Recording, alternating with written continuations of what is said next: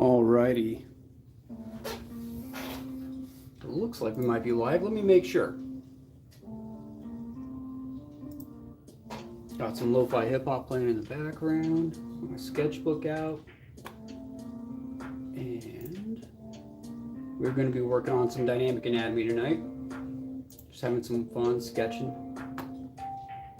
And it looks like we're live. Let me pull up my stuff. Sorry, give me 1 second just to get everything situated.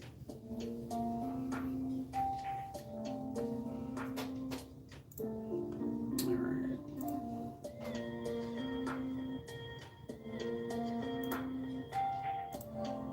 How the hell's it going? Welcome to the studio. I am Rich, and if you're new here, what I do is basically just draw anime, manga, and comic books. So that's what we're going to be doing tonight. Let me see. I think we did this in the last live stream. This coffee with waifu piece. And since then, I'm working on some perspective. Working on my manga.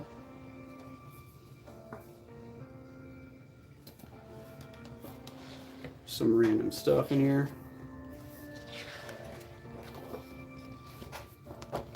And I was doing this earlier today. Let me just zoom in a little bit.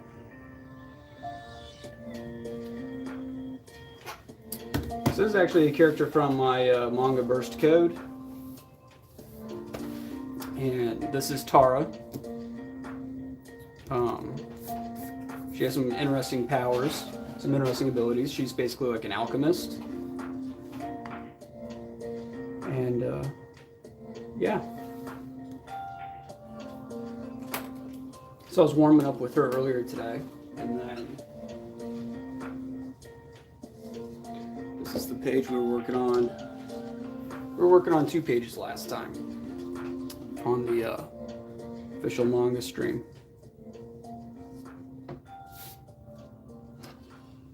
Yeah, I'm figuring out this panel. I hate when I have to start using like crazy perspective and stuff, but yeah, working on this panel here, and then I'll go into inking it. So yeah, so we're going to warm up a little bit, and then we'll probably go into this. I got to build my confidence up before I tackle these hands and this perspective and everything. So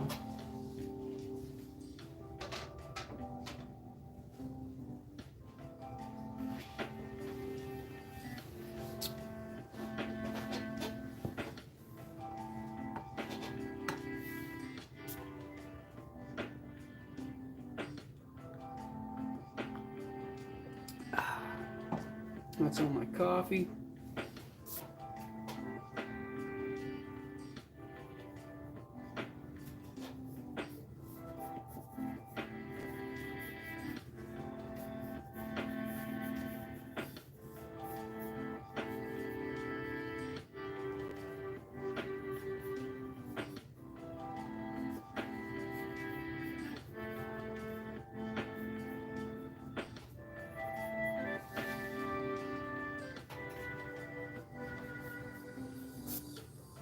So I put a poll up in my community tab earlier today, and I had some people vote on it already. I was like, it's just not enough for me to act on that poll yet. And basically, I was just asking, do you all want to see me do, like in the next stream, work on screen tones for my comics? So I do like digital screen tones instead of physical screen tones. These cost a lot.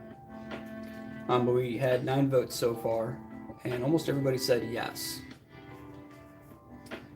But 9 votes wasn't, I don't know.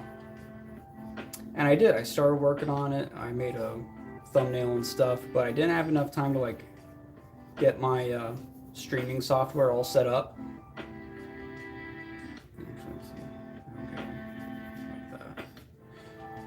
I just didn't have enough time to get the streaming software set up and all the things I wanted to do with that. So I'm going to hold off on that till next time. I don't know if that'll be next Monday or if I'll do another impromptu stream in the middle of the week, um, showing the screen tone process.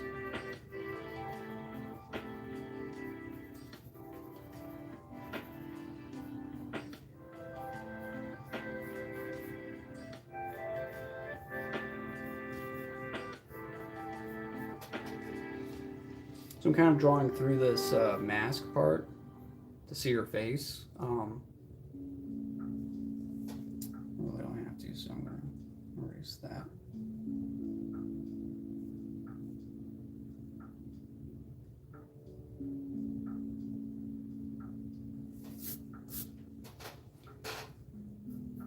So this is basically how she's going to appear in the comic.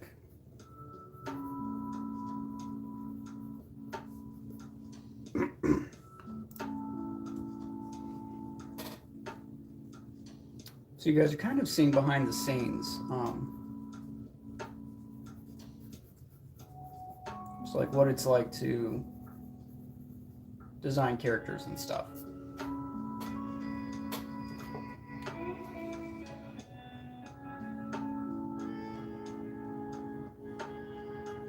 Been feeling really inspired. I saw some interviews with comic artist Kari Andrews. And he is just I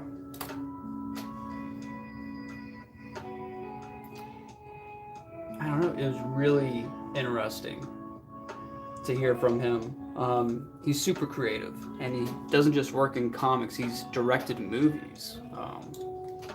And I'm sure he storyboarded them too, and on the whole creative process and everything. He's even self-published his own independent comics too. Very unique style from Kari Andrews, and he does some of the more interesting and groundbreaking comics when it comes to stories and plots and just doing off-the-wall type stuff.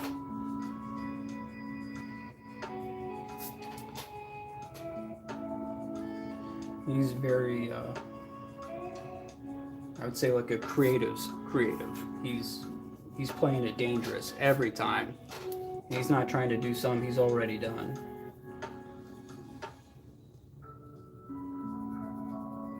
I was like, man, this guy, he just listening to him was like lighting up my brain. And I was like, I'm playing my own comic too safe, I think.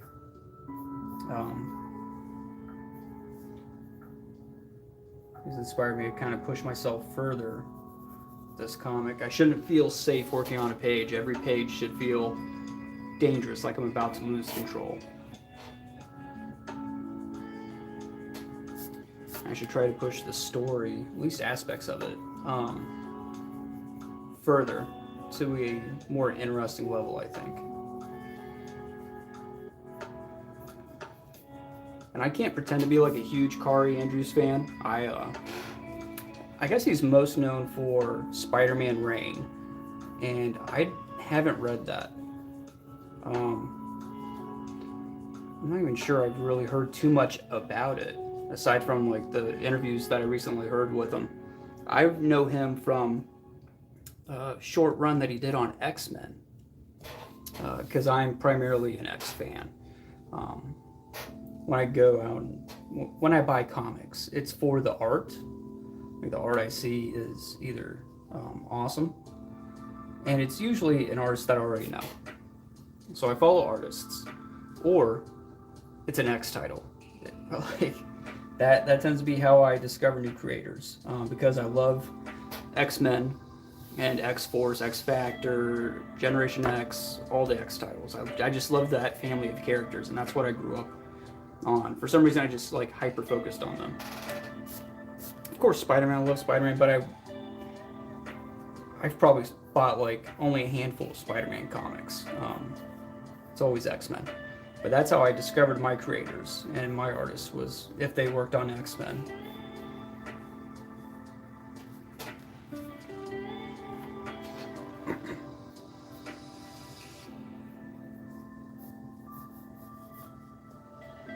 So this is Tara.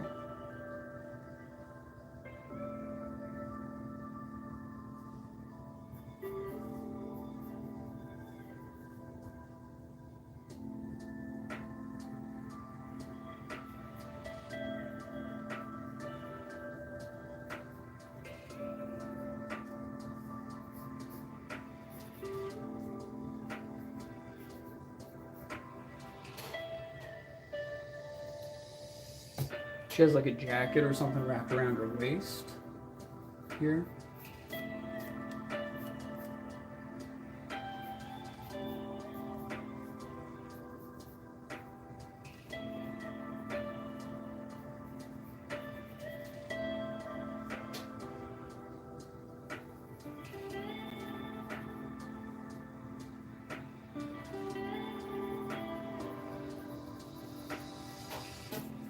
Yeah, I just wasn't ready to do the screen tone stream tonight. Just had too much personal stuff going on before the stream. I also would have had to like scan the artwork beforehand, which I didn't even do that yet. I almost got myself set up for a live stream that I couldn't even do. So.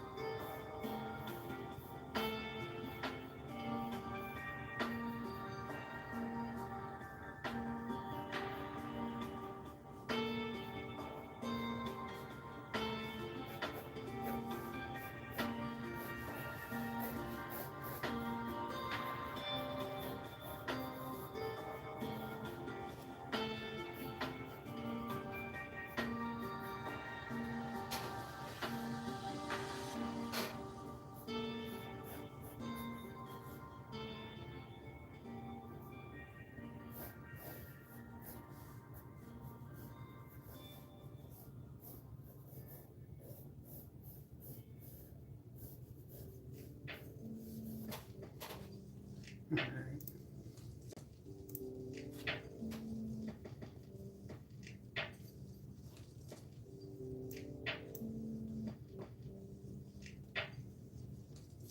Just working on this dynamic pose.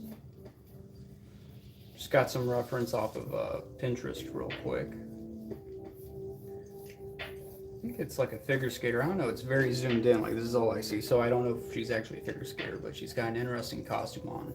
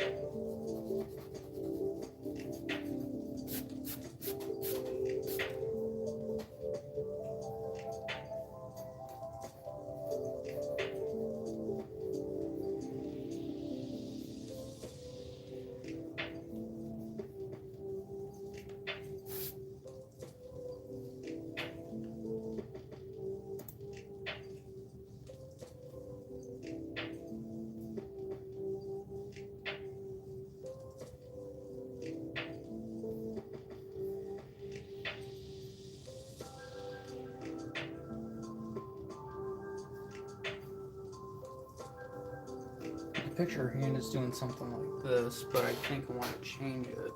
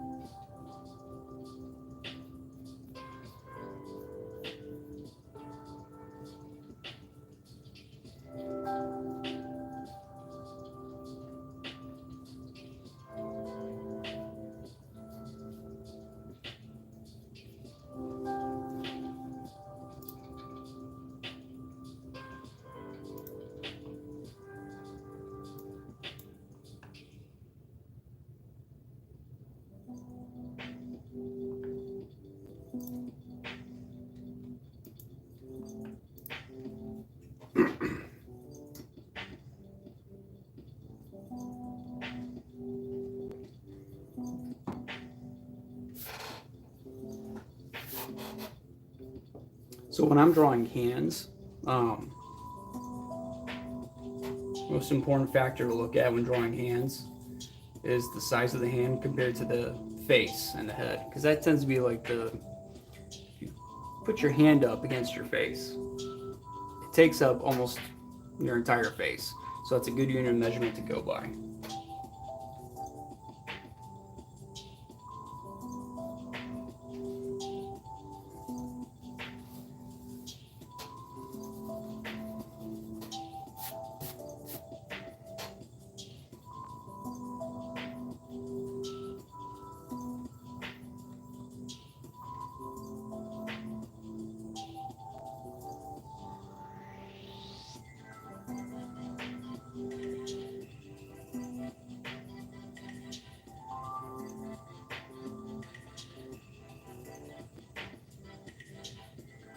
I think I'll just do a fist.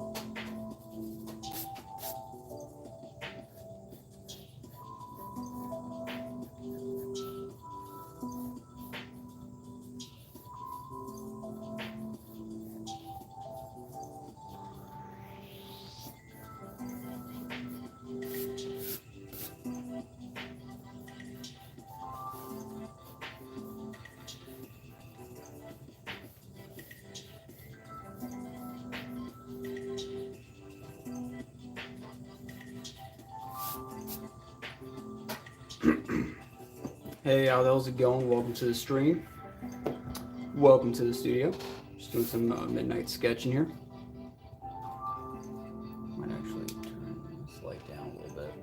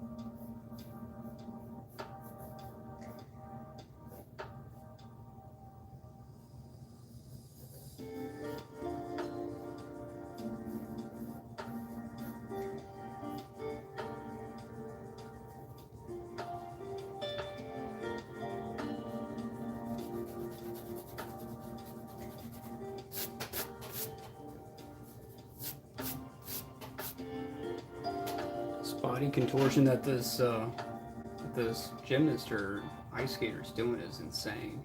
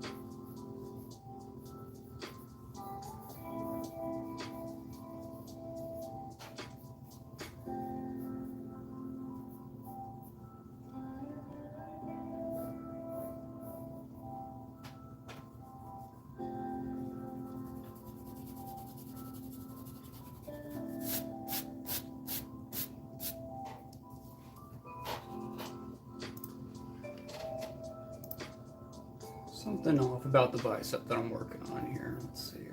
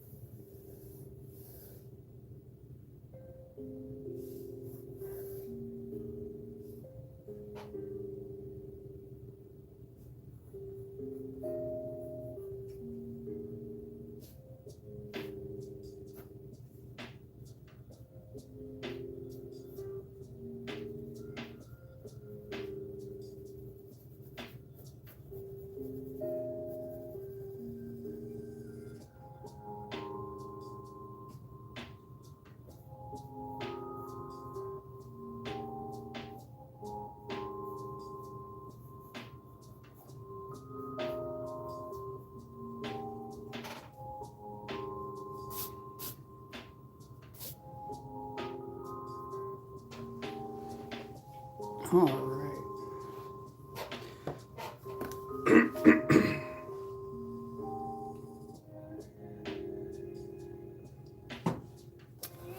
So this is my 2mm pencil, and the lead is pretty light.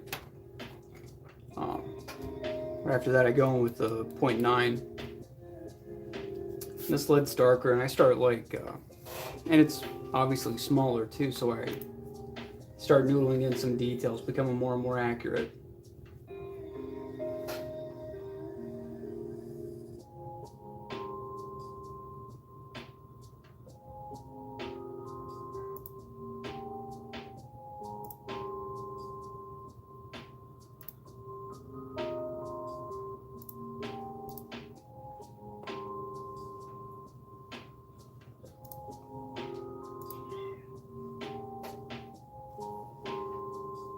Alright, so let's see.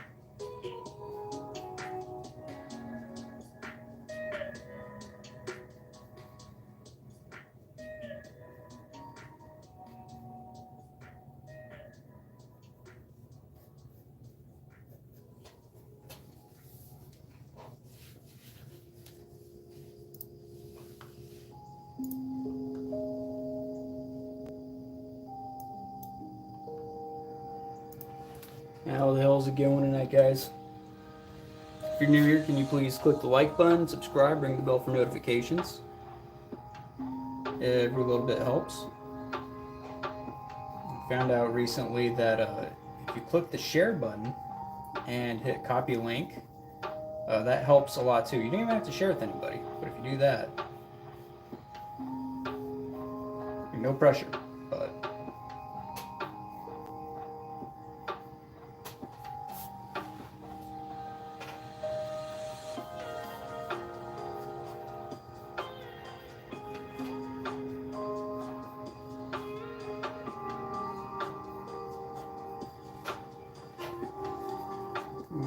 adjust this whole arm and this hand. Let me see.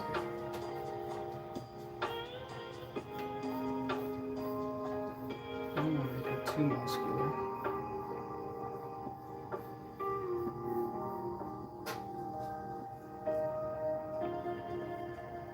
I don't want to make her too muscular. I like the anime kind of aesthetic and style choices that I have. It's always like a balancing act. I'm like, man, is that arm too stretched out? Is that too thin? I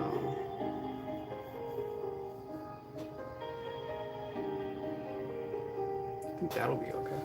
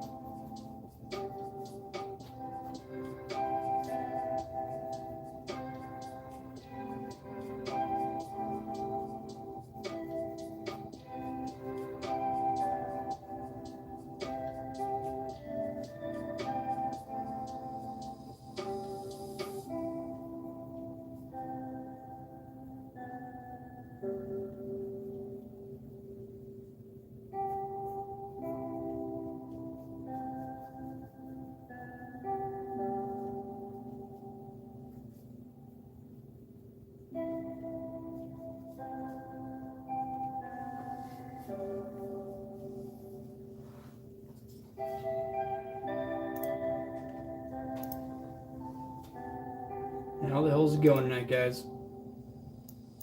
I'm working on a character sketch.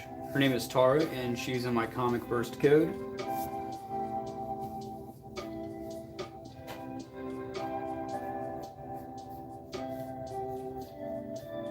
Just trying to build up some energy before I go on and tackle this manga page.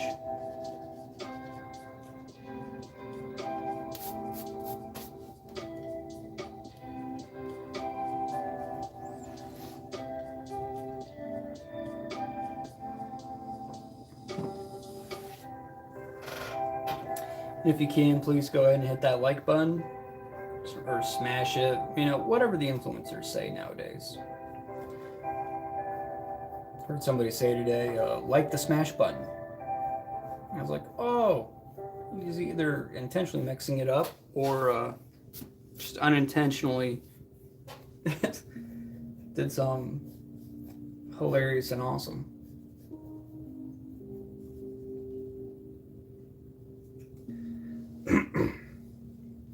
But either way, I liked it. I was like, oh, yeah, I like the smash button.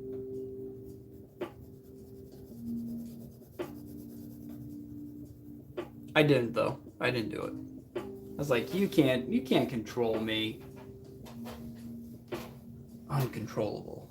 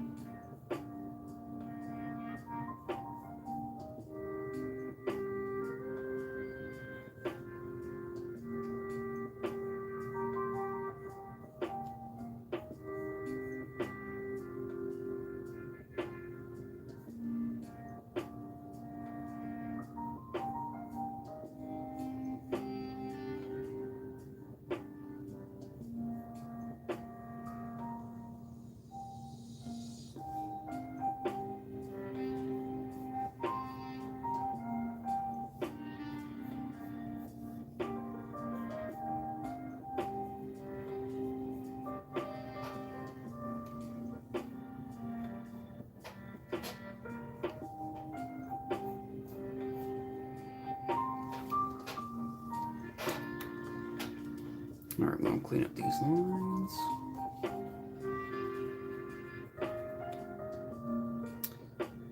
I'm a pretty loose sketcher. When I'm sketching, it feels almost like sculpting. I'm just searching for the right line.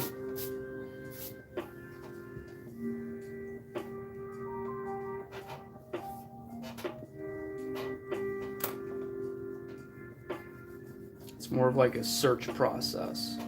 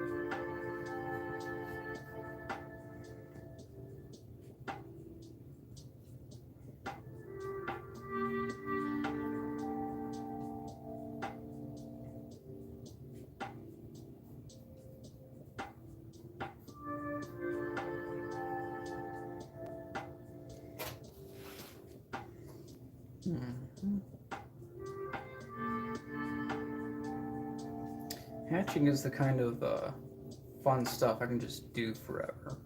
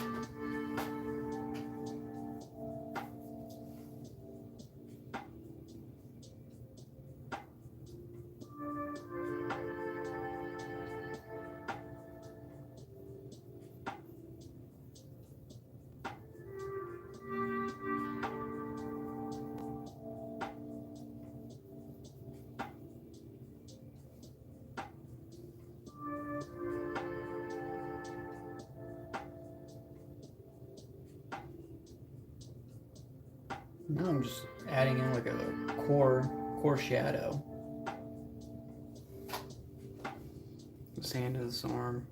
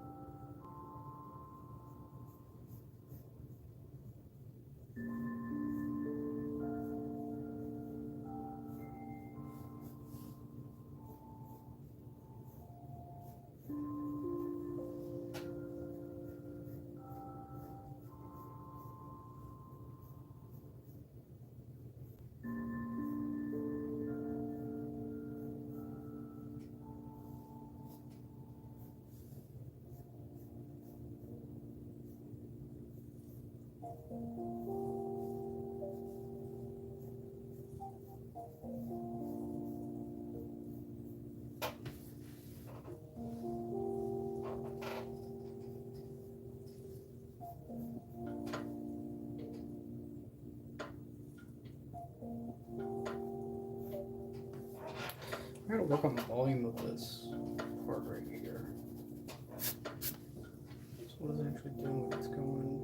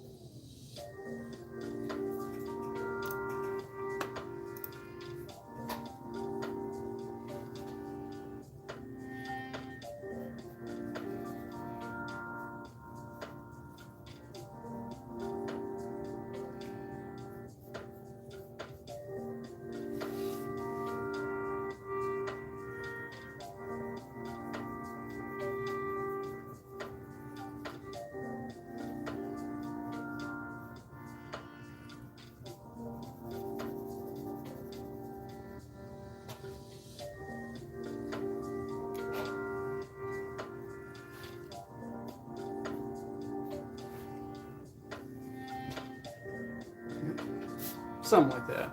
There we go. Honestly, that's as far as I'm going to take this sketch.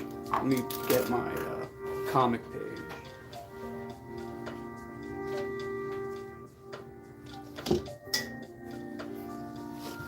This is what I need to work on tonight. And I'm going to show you.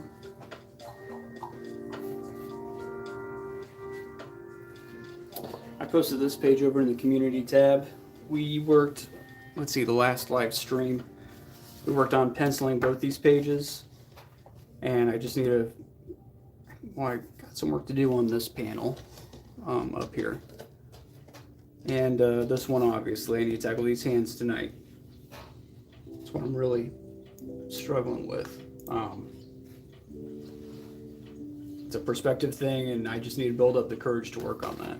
But finish this page, inking it at least, and then on the next live stream we're going to do screen tones. So let me know in the comments if that's something that you guys are interested in seeing. I'm going to scan this in and work on digital screen tones in Clip Studio Paint. And I posted a poll over my community tab, but you guys can just let me know here too if that's something you guys are interested in seeing.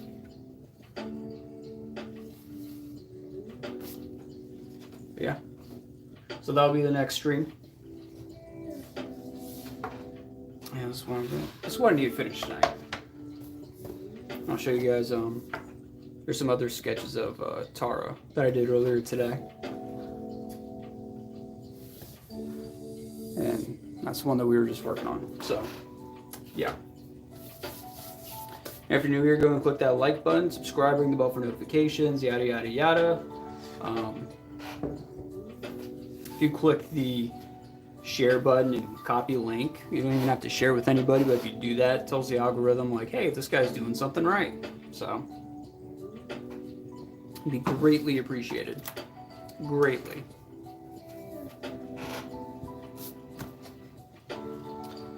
Alrighty.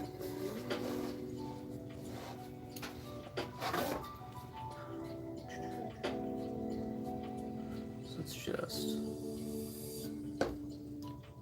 finish this hair a little bit, I guess. This is probably my favorite pencil. It's a Pentel Sharp, and it's a 0.9 lead. And I love this thing.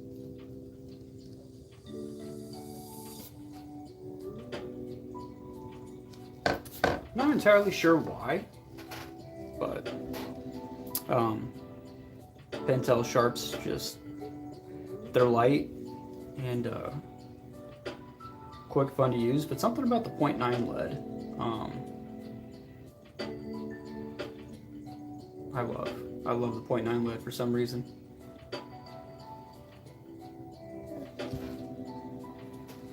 Let's say we got a Pentel Sharp. This is the 7 millimeter, which is fine. I don't usually mess with 7s though. I'm either going with the 2, the 9, or the 0.5. I'm not even bothered with 7s anymore. I don't know why. Don't know why. Frank Cho is a great comic book artist, and this is all he uses, is the 0.7 Sharp. Really is this exact pencil. His is a different blue, but yeah, Frank Cho. That's what he uses. Aside from his ballpoint pen sketches,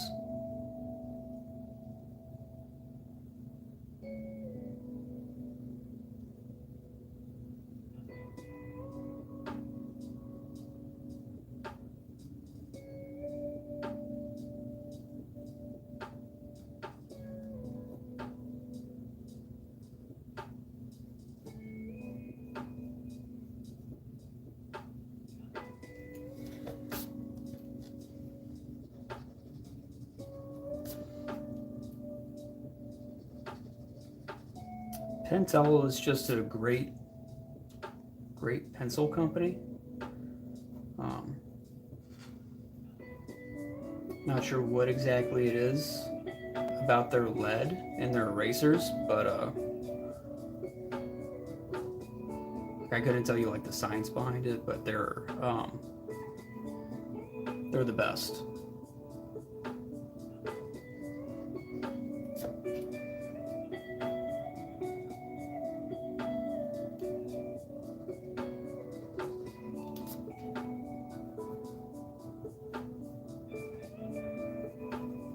Little tip: if you want your figures to look more realistic with clothing, like normal clothing, not like a superhero costume. Although I guess this trick will work with superhero costumes too. But if just add like a little lip there, even if it's like a tight shirt, just have it come a little out past the silhouette, and that helps kind of show like there's something there.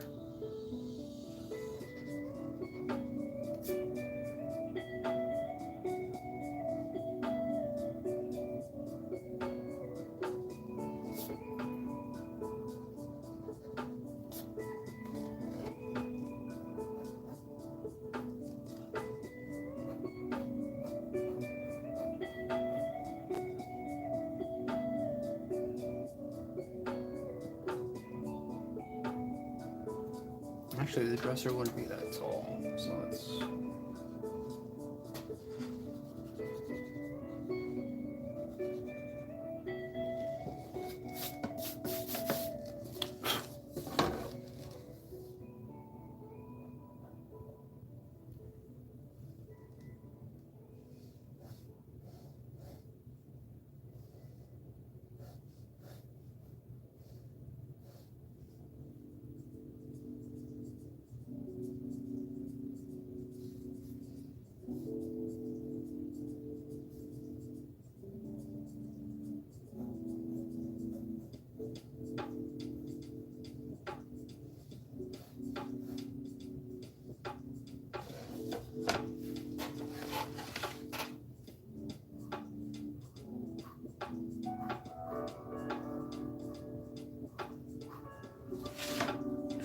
Gonna be going off in that direction. I can get a straight edge. Oh, here we go.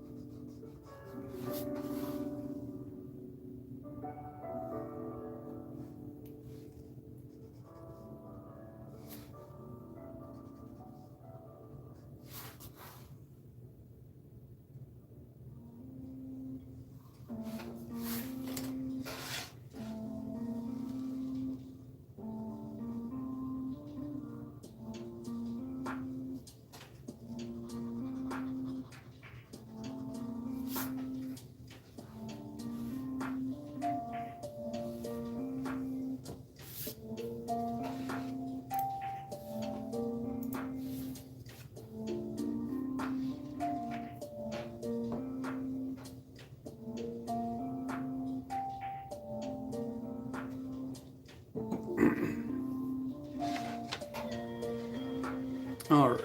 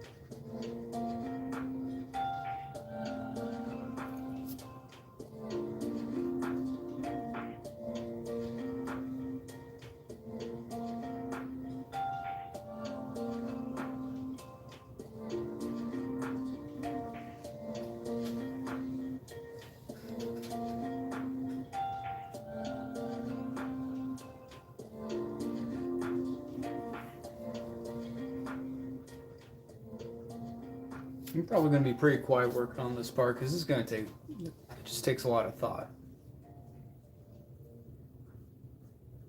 A lot of brain power going into this. Suppose.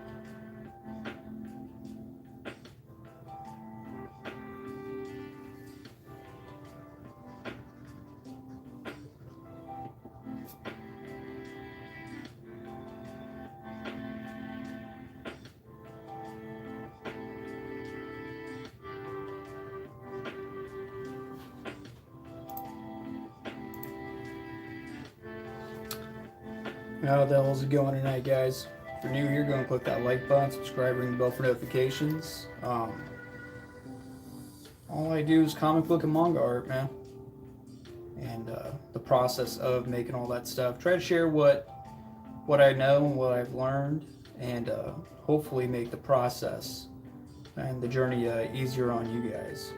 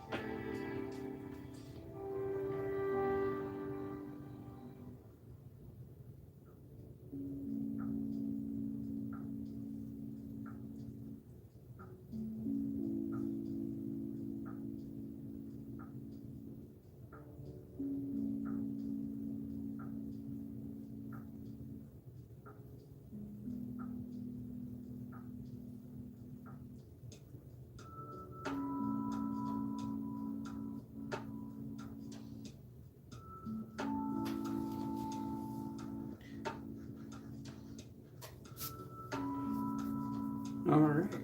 I think I mostly got that hand pinned down. Alright.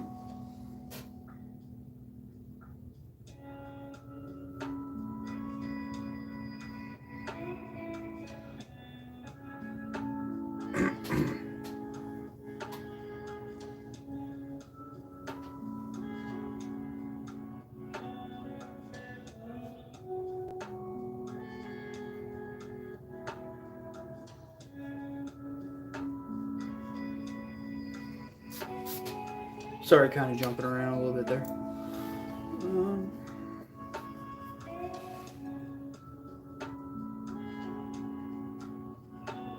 What do you guys do for hand reference?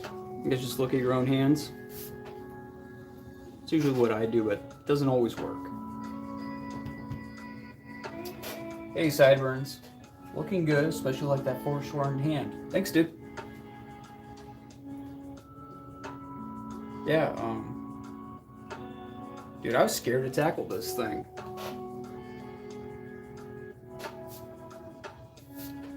Scared to tackle it, man. Yeah, okay, see, you look at your own too.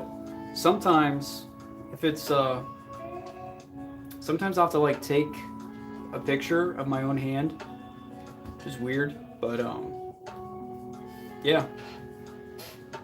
Looking at it sometimes just isn't right, and sometimes you need, like, a specific angle that you aren't even looking at, so you gotta take your phone and, you know, pose it, and, you know, if I'm like, man, this still doesn't look right or it's not working out for me, then I just totally scrap that pose and do something else.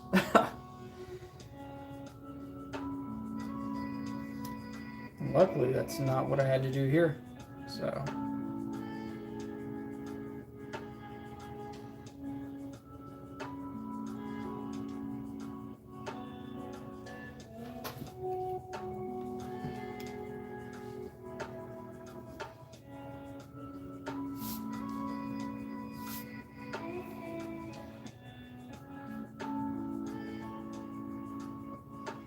Hey, Sideburns, did you read Isom?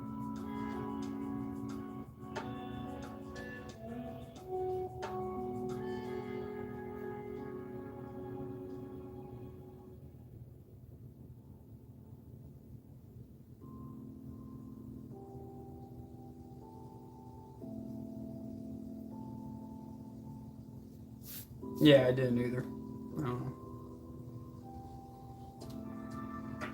I just saw EBS do like a review, and I was like, oh man, that was rough.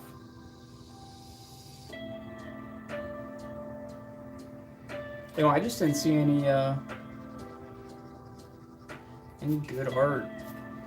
I didn't see any good interiors, I should say. There were a few pinups that I were like, I was like, well, that's pretty good, I guess. But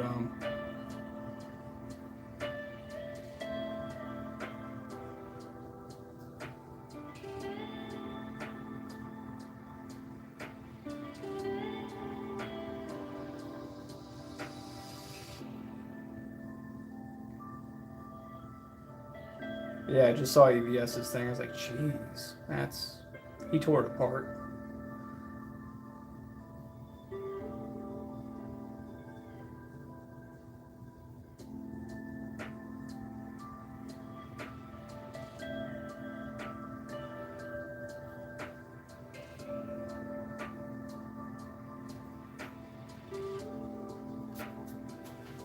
And since then, I was like, I wonder if this is biased.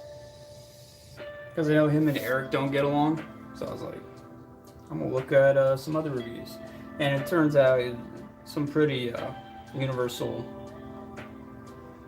notes going on there.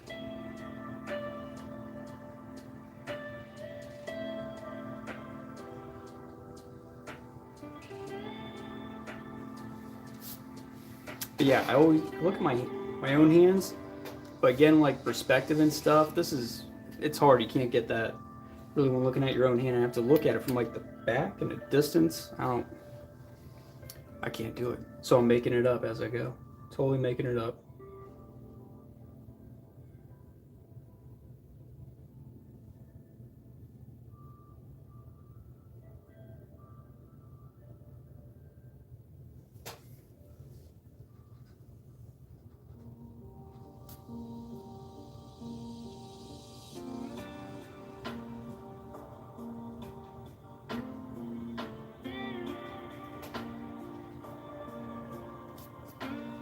You know what helped me a lot when learning how to draw hands was looking at Joe Mad's art. And Joe Mad, he has like these blocky knuckles that are awesome. Awesome for looking at. Let me show you guys a quick example.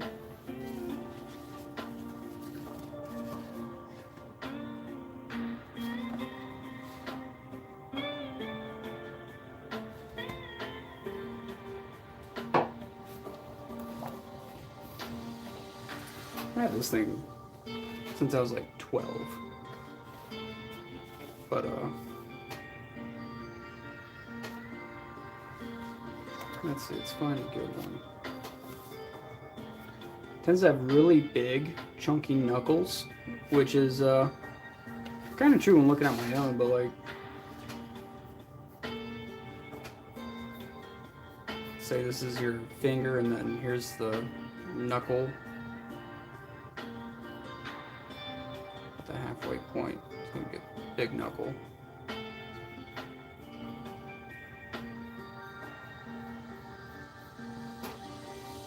It's gonna look something like that.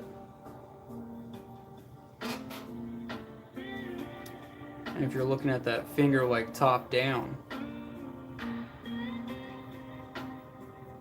right?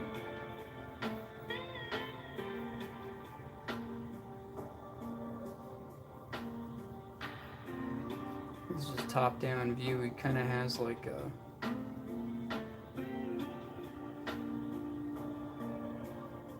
gets whitest at the knuckle, but he treats it like almost like building blocks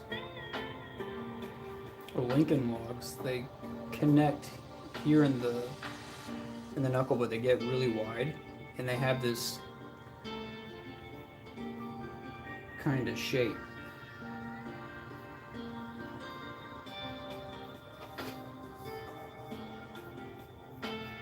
It's really interesting, but that's how he tends to do all of his knuckles. I know there's supposed to be another one here, but that's why I got white there. Yeah, quick demonstration there. But that really helped me learning and figuring out how to draw fingers and stuff.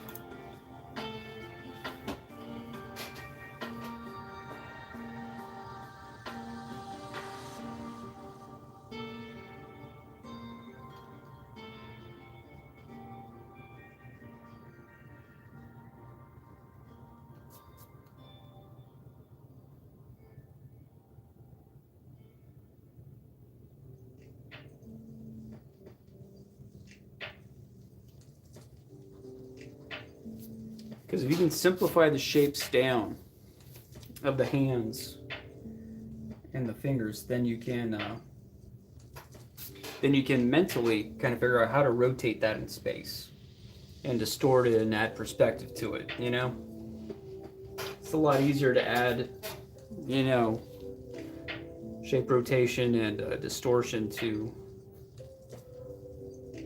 something that looks like that. You know?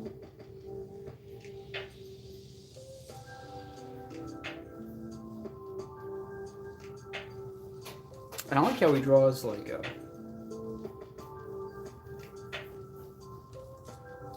this is the hand. Palm you split in half. Thumb knuckles there.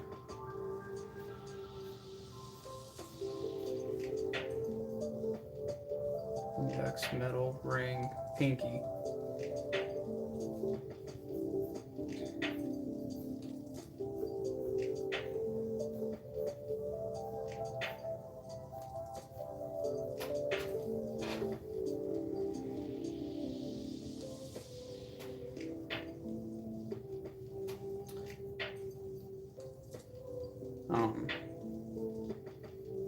What was I gonna do? Oh yeah, so he like draws like hands like gripping and angry like that. It's actually like really easy.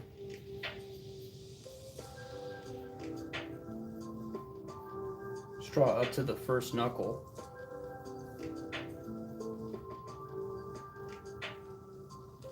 And then it just kind of curls towards them, right?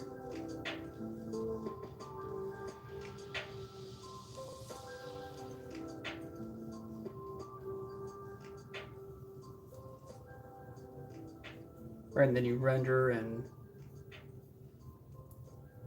add your details and stuff, but it's actually super easy the way Joe Mad does it.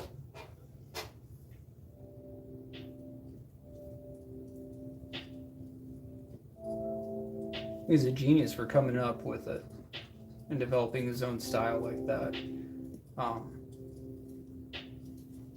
just saying, looking at his stuff really helped me figure it out.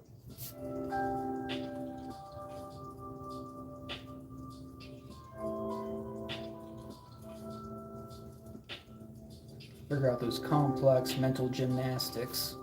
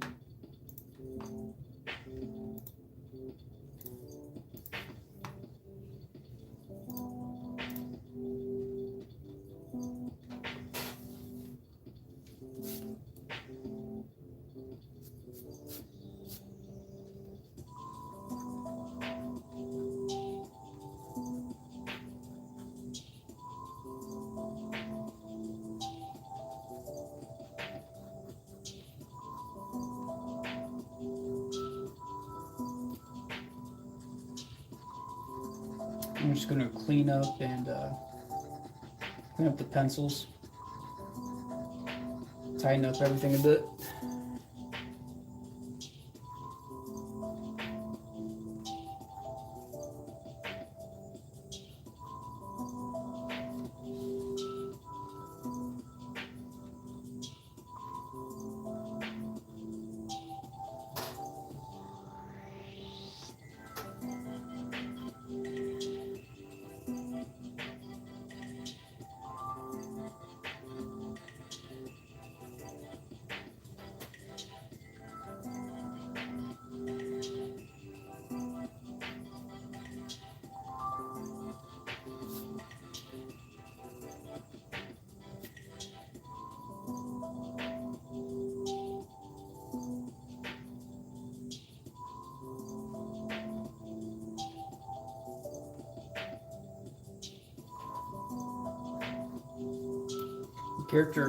Our main character Ty here is supposed to be very sad and somber. He just lost his dad and everyone he knew, and he was found by these other post-apocalyptic survivors. So,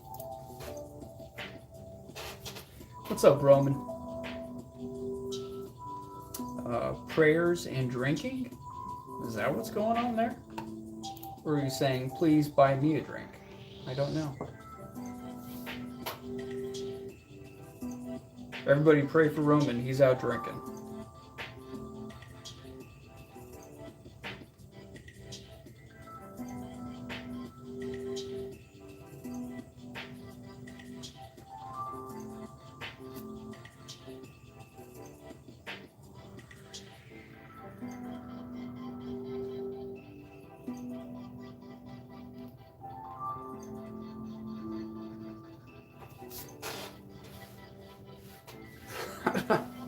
Prayers and cheers. Well, cheers. I'm drinking coffee.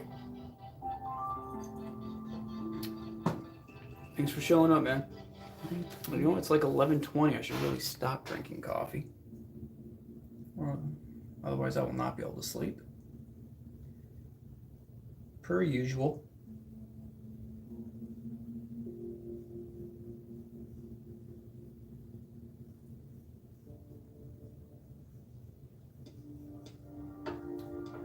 So my wife is like trying to teach me, we'll say. She's trying to teach me how to like go to bed at a reasonable time and wake up like an adult. And she's like, you just gotta get used to this new schedule. And she's trying to tell me about melatonin and force myself to just take some melatonin. I'm like, I have no problem taking melatonin. Problem is I'm a business owner and I do the night shift typically. So I really have no incentive to get up at a certain time and get the proper sleep I need. If I didn't have kids, I needed to be at school at a certain time, then I wouldn't go to bed at 2. I would go to bed at 4. So, I mean, I've been in the military. I've done the craziest shift schedules ever. It was funny that she was trying to tell me about this thing called melatonin.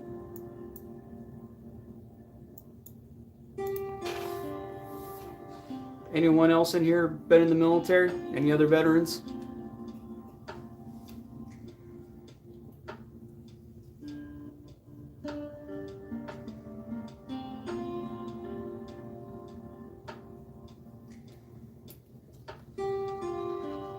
I used to be on the schedule.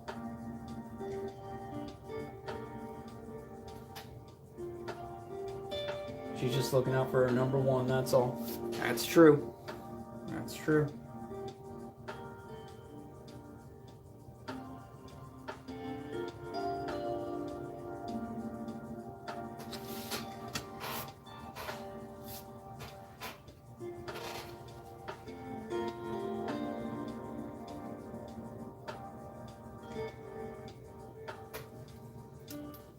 I feel so conflicted because I'm like, this is kind of the only time I get to draw, and you know, this is my alone time. And then I have you know, this job where I have no real incentive to stick to a certain like sleep schedule. So I'm down in the studio like 3 or 4 hours every night.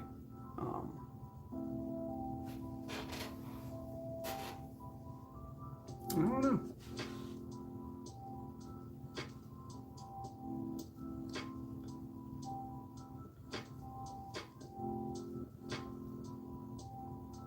Sometimes I feel guilty. Is that something anybody else feels? Like you feel guilty if you draw and take time away from your family? I don't know.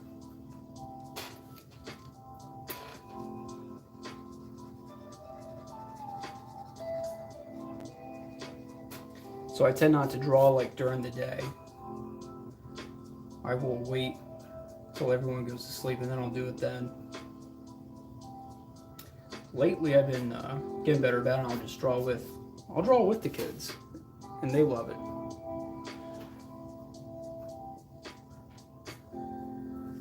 Lately we started having art lessons. Taught them how to draw Teenage Mutant Ninja Turtles and something else. I don't know. Just teaching my kid anatomy. Not like complex in detail anatomy because he's only 8. But like he tends to draw like boxy characters, and now we're getting away from that.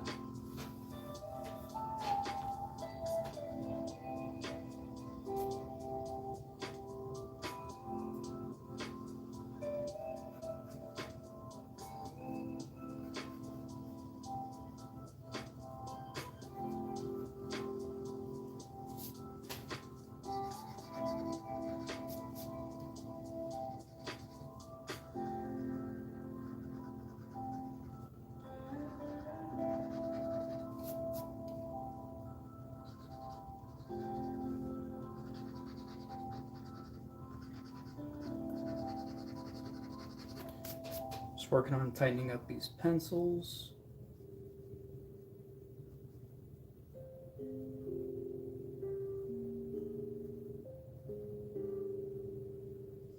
It's not like it's going to another inker,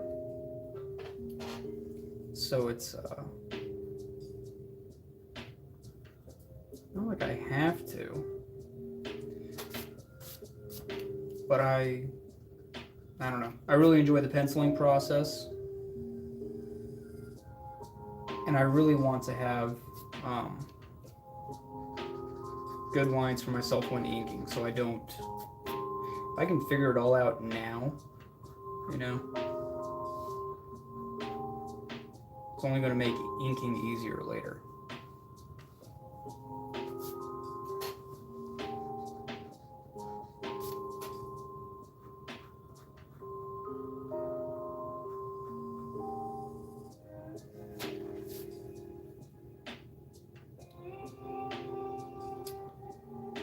I've actually been struggling lately with my line art because I'm going to scan it in eventually and do screen tones. And I tend to be real hatchy, right? Like I love Bernie Wrightson. And deep down I would love to be able to do that beautiful hatching and cross hatching that Bernie does. But then it's like, well, screen tones are unnecessary if you can really do all that. So, actually, check this out. I got a Bernie book.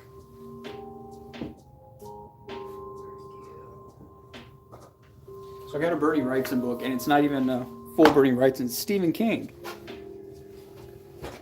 Just finished it. My wife got it for me for Christmas.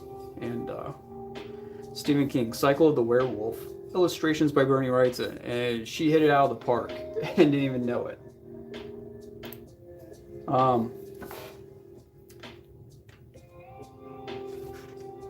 This is very much just like dark environments here, but all the illustrations are Bernie Wrightson. And a story by Stephen King. It's awesome. It's full of illustrations. I swear there's things like, let's see. He finally shoots the werewolf. Spoiler alert. It's like 127 pages, and there's like 30 illustrations by Bernie Wrightson. Look at this. This is what I would love to be able to do. But if you can do this, you don't need screen tones.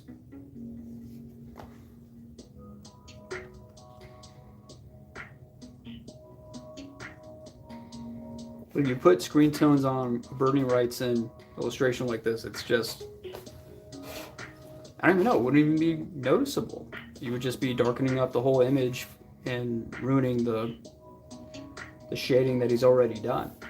So yeah, I'm trying to find the balance. Because I grew up with, detailed hatching comic book art like this. I'm like, all right, pull back, because I know I'm going to be able to add screen tones on that part and this part. So yeah.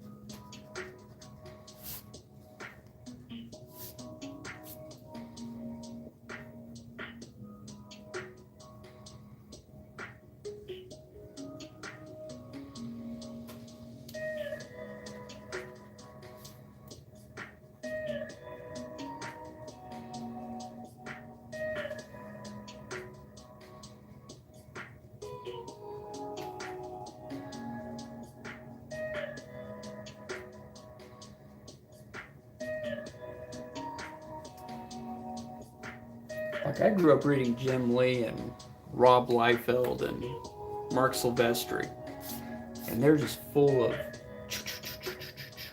bunch of cross hatching.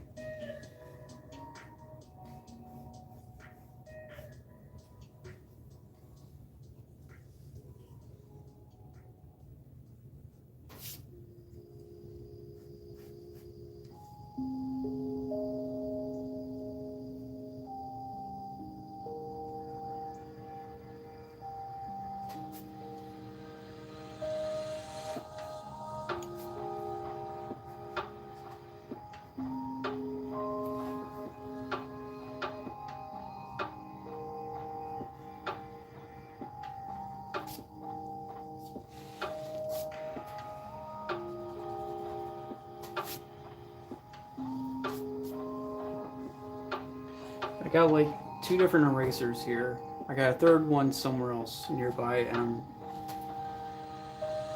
this one tends to be the best eraser.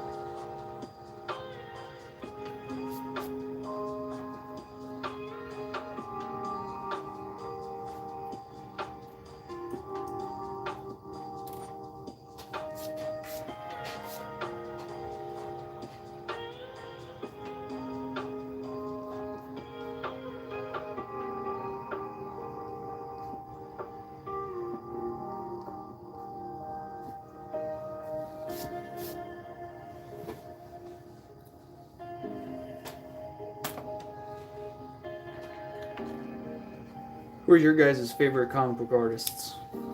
Or manga?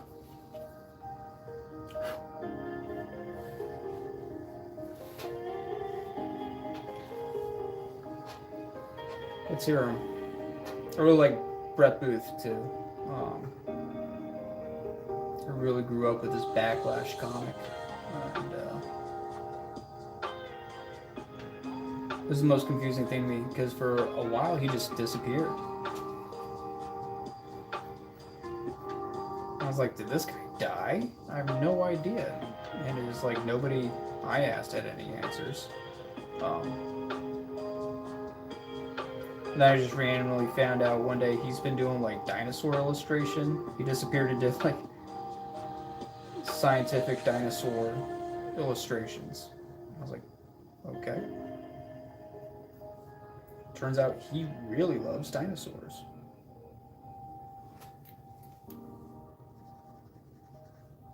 Brett Booth had like his own blog. What was it, a blog spot? Something like that. It's called like Demon Puppy. And full of his dinosaur stuff.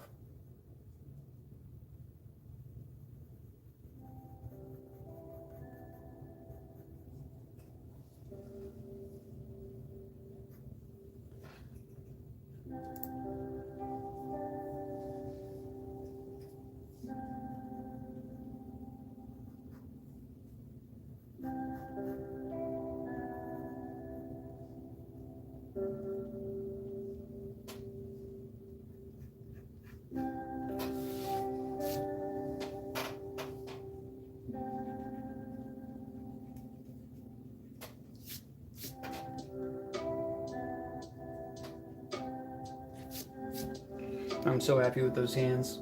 Those look so much better than I thought I was going to be able to do. I thought they were going to look like shit.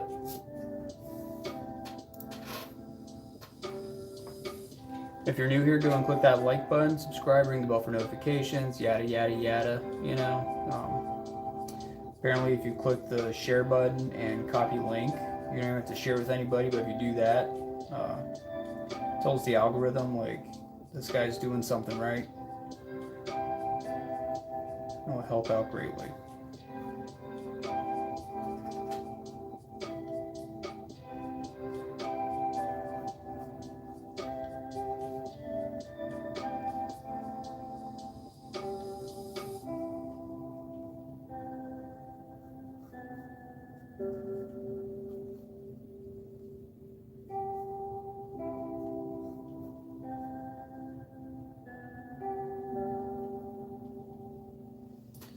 Part that sucks is that he's going to be talking. There's going to be a big block of text. Maybe it'll be like word bubble, word bubble, word bubble, word bubble, and it'll all leak back.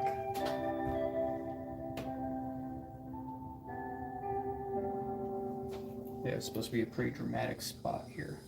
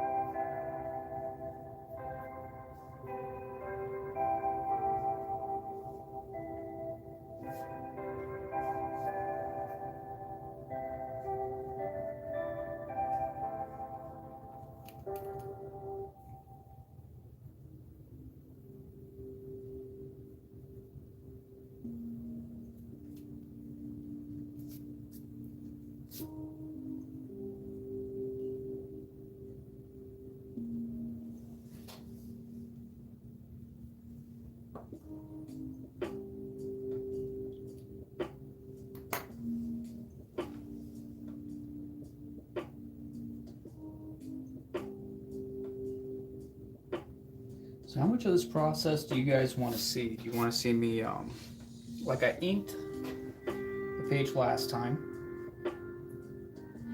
Do you guys want to see me add screen tones too?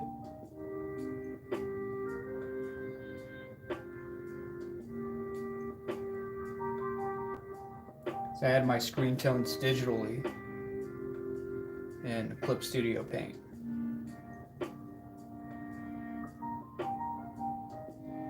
I'll do it. I've actually done it probably once or twice before. Those streams didn't do as well as my other ones, but I actually just reached like 2,000 subscribers, which is awesome. So I've got a bunch of new people here. You can let me know in the comments section, or vote on the poll in the community tab. Either way is fine.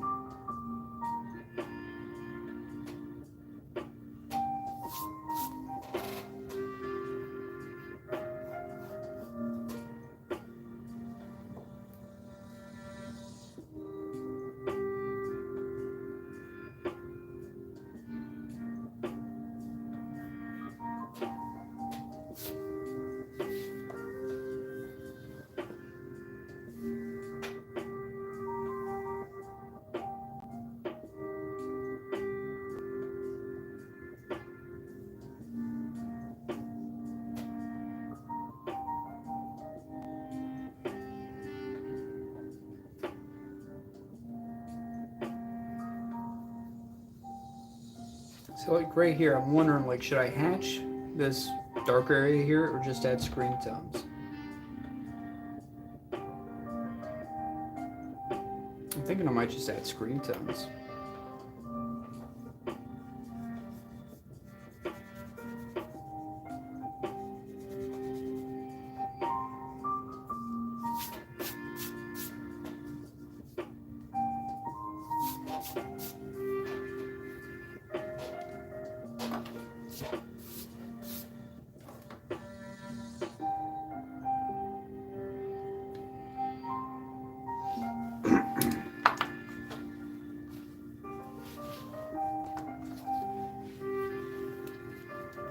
Sorry, those are my readers. Getting old. I don't exactly need readers, but they help. And when it comes to drawing, like I can use them instead of hunching over as much. Just use these and then magnify it. This is like 1.5 times, and yeah, just a little trick of the trade.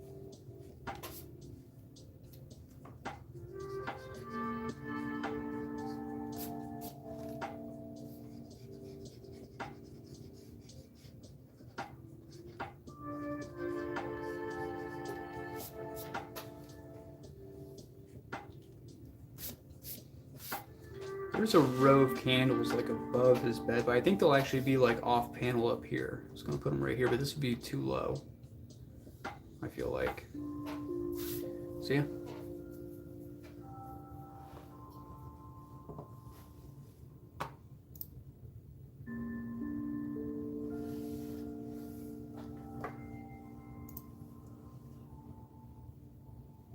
Ooh. That was a nice playlist. Lo-fi hip hop.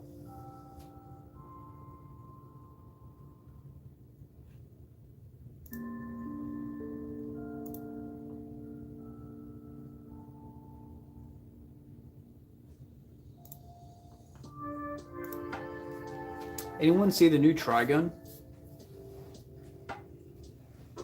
with the 3D animation?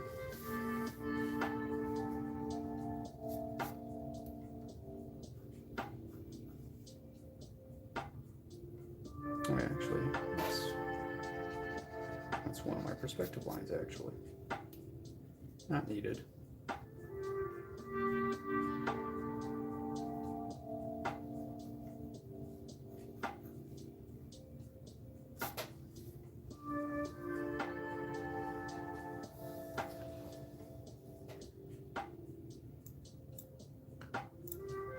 I really like the new Trigun. Actually, yeah. I'm not a big fan of the 3D animation in most anime, but this was pretty good. I didn't mind it.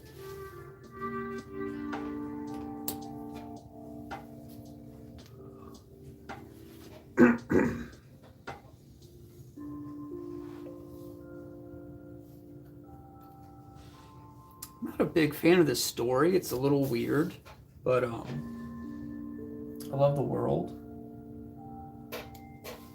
And actually, it's weird. Vash the Stampede in Trigun, the main character, has that awesome revolver, but he's a pacifist. I'm like, you need to just kill people.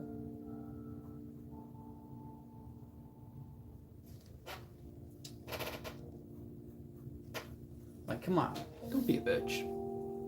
Don't be a bitch. Just kill him, you know?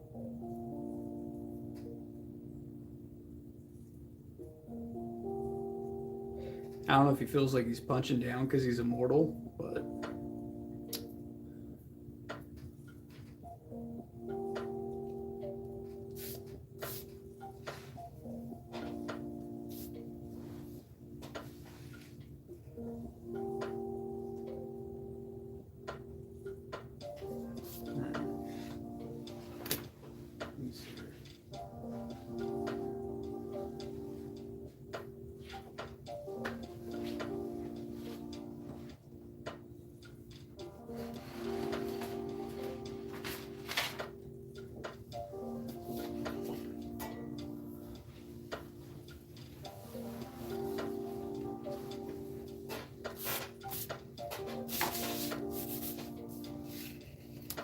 So yeah, above this bed is this row of candles here.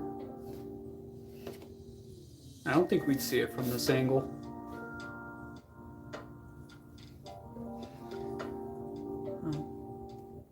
Roman said, I can't remember his backstory. He was an experimental humanoid, right? Yeah, lab-grown humanoid. Yep. I think they were called plants.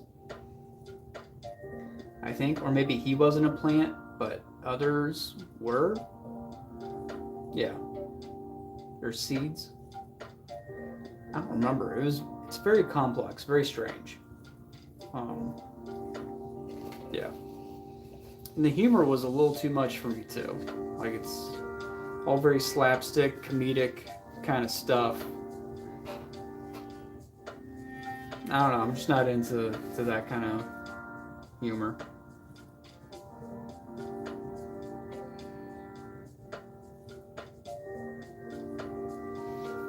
Yeah, his rival was Knives. No, you're right. It was Knives. And Knives is like his brother. And I think he intentionally crashed them on that planet. I don't know. For whatever reason. I don't know. It's all strange. It was all strange, but it was an awesome world. Some of the concepts are very interesting. You know, this kind of desert western, yet kind of sci-fi, near future kind of thing. It's very interesting. Yeah, but I gotta...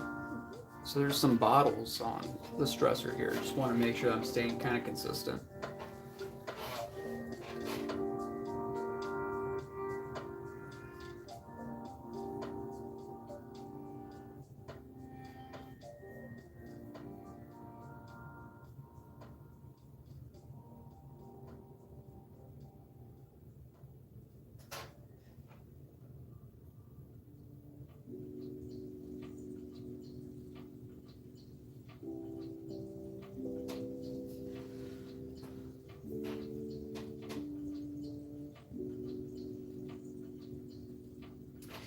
Yeah, you know what I looked up recently, Roman, on Pinterest was Trigun panels.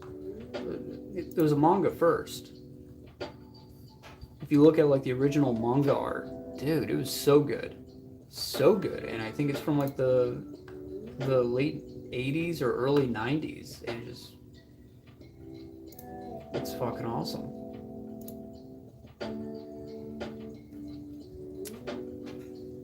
That manga artist, I don't know his name off the top of my head, but so good at concept design and concept art.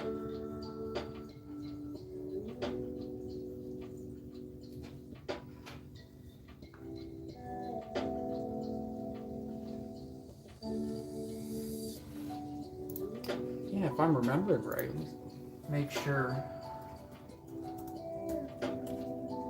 Make sure I'm getting my details right. Trigun manga. Oh no. Let's see. It's first serialized in Tokuma Shoten's shonen manga. Monthly, yada yada, 95 to 96. So I was off a little bit. 1995 to 1996.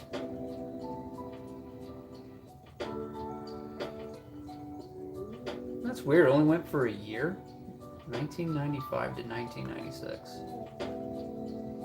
That's nuts.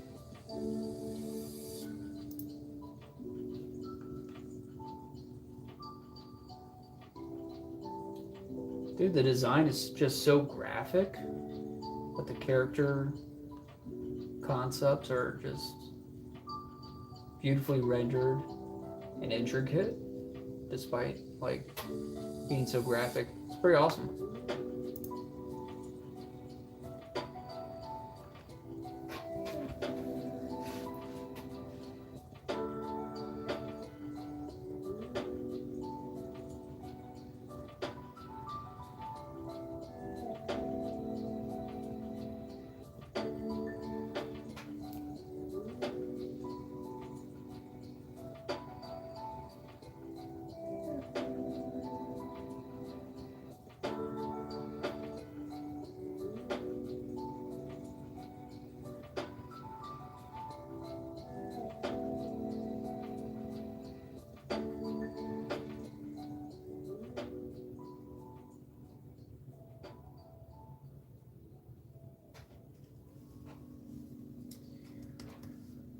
What's the other anime that came out before Cowboy Bebop? It had a similar aesthetic, but the main guy had red hair and used technology to help him in the fight, like boosters and shields.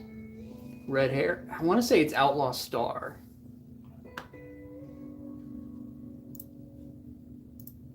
I don't know if it came out before it, though. Did it?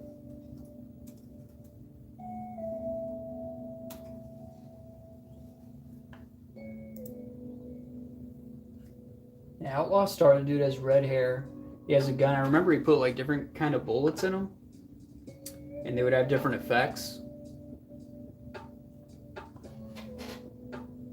Outlaw Star, 1998. Maybe. Let me see.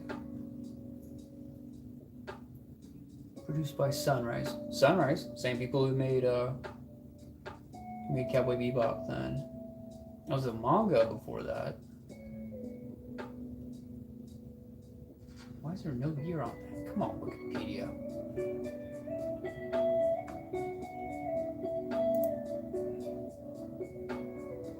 You can watch Outlaw Star on Hulu. Just saying, I watched it there. Star originally monthly between 96 and 99. So it went on longer than Trigun.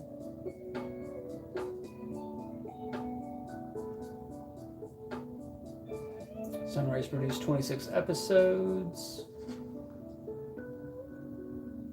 And that was in 98. But it was on Toonami in 2001 and 2002.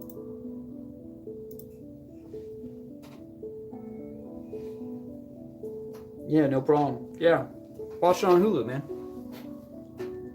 Dude, it was it's actually one of the few things that I've gone back and watched, and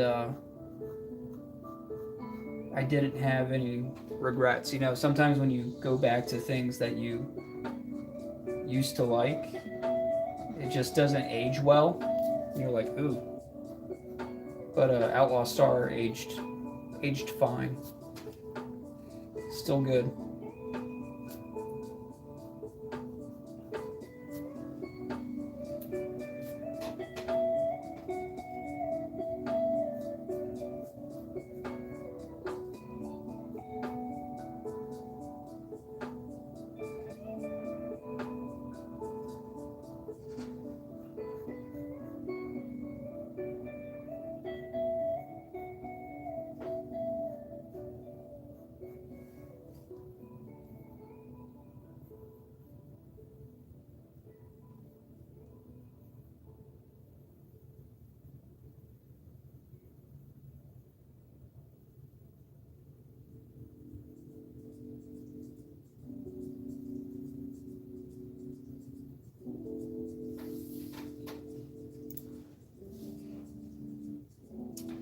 Yeah, it's the one. What I liked about the series, the tech never fully worked right, or it failed after its one use shields giving out. Make it realistic enough. That's true. Yeah. It wasn't like perfectly operational all the time, which, yeah, super realistic.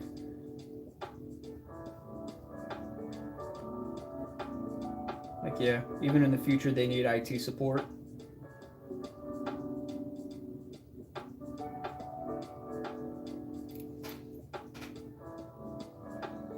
Surprised nobody's made an anime like that. IT support, $20.99.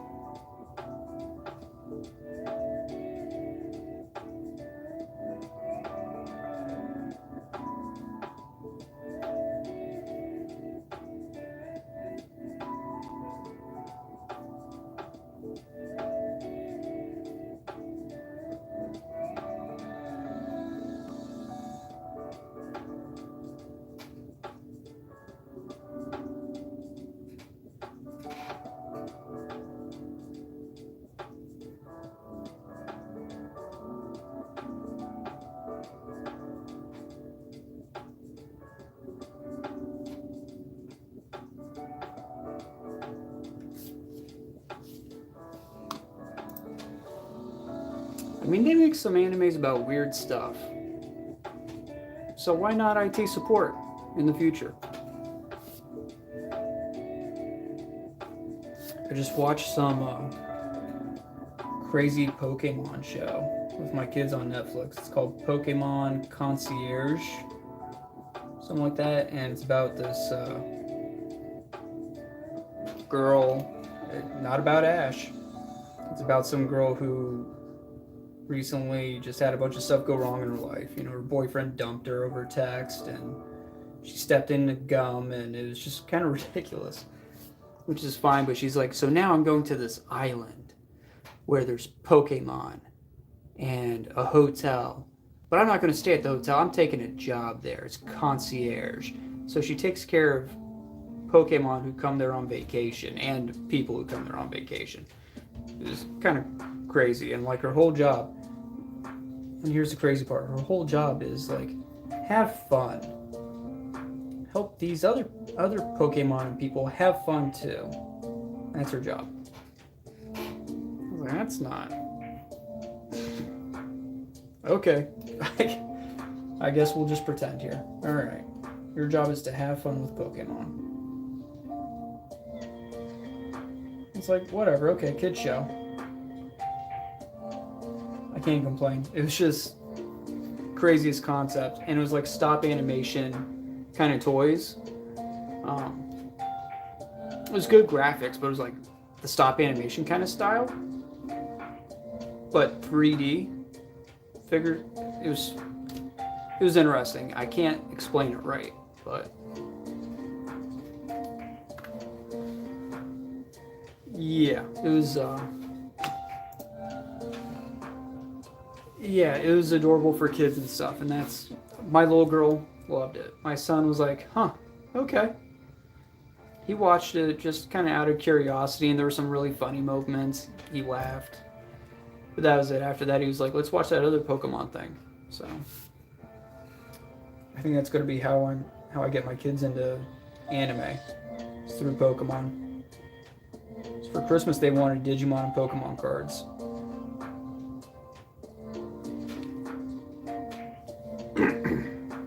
My kids actually watched Full Metal Alchemist with me,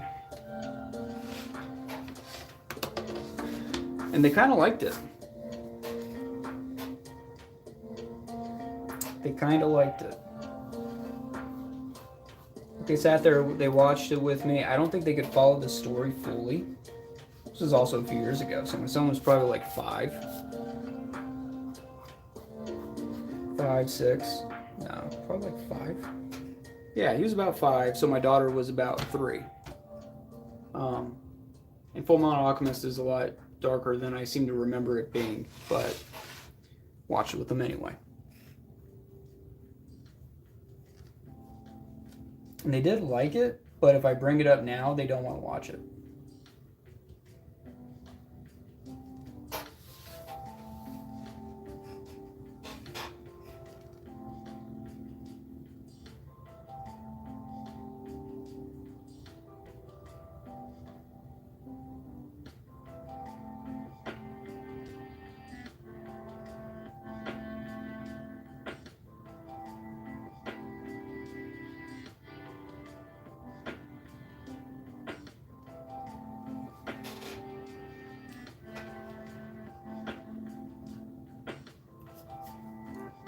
Got my kids to watch Inuyasha right around the same time as Full Metal Alchemist.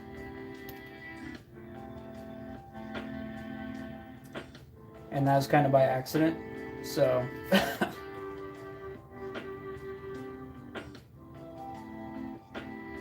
I was like, I vaguely remember Inuyasha on like Adult Swim or Toonami, whatever it was, and I was like, well, I'm gonna give this thing a shot again. You used to watch Ranma. Yeah, when it came out, I think I was just like too young for Ranma. Like I could kind of get into Dragon Ball Z, and well, I did, but it quickly kind of stopped. I was just like, man, these fights take forever, and it just lost my interest. The story kept going and going. I was like, where's the end? And I didn't see an end. So I stayed for the cool fights, but I really couldn't follow it. Not as well as I could, like the Spider-Man, and X-Men, all the other Saturday morning cartoons. But yeah, got my kids to watch Inuyasha. Oh. Panty Sniffer was hilarious. What the hell? Panty Thief? Dude, those are hentai.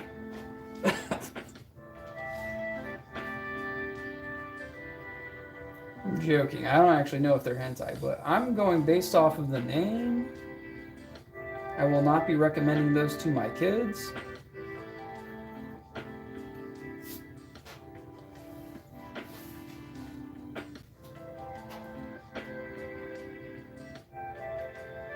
What's the saying? Anime in the streets, hentai in the sheets.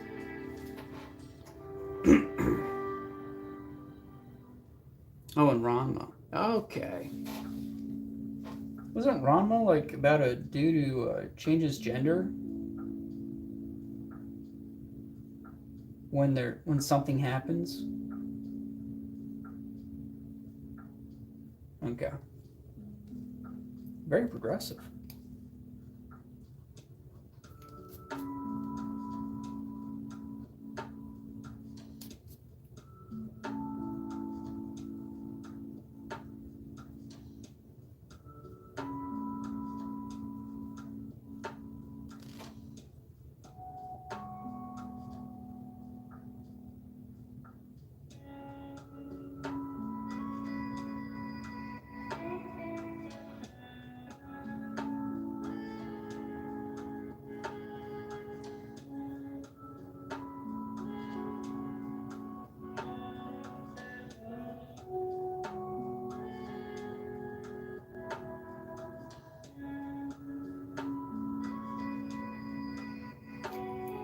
Yes.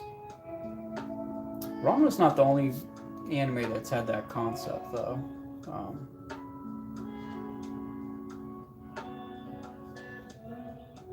I wonder why it's so, like...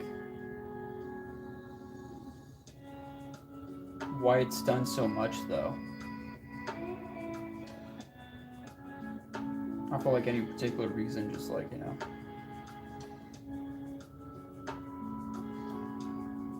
It's interesting.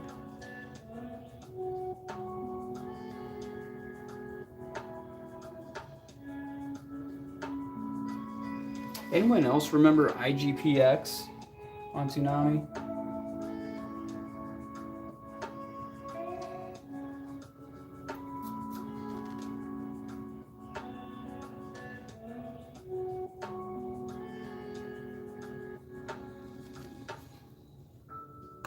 Yeah.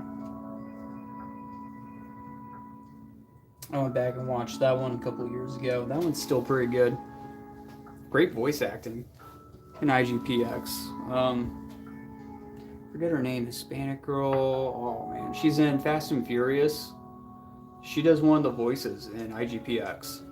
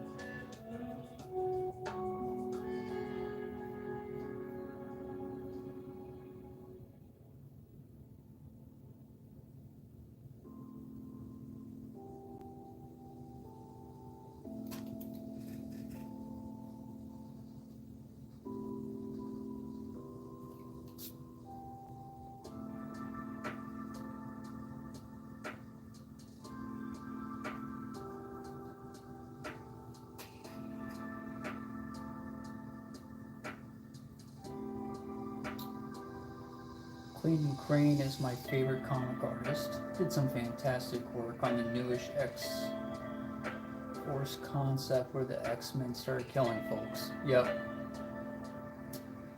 Yeah, they dropped the do not harm principle. Yeah, they did. It's when they started doing like the black and white costumes with like red eyes. Yeah. That's good stuff. Not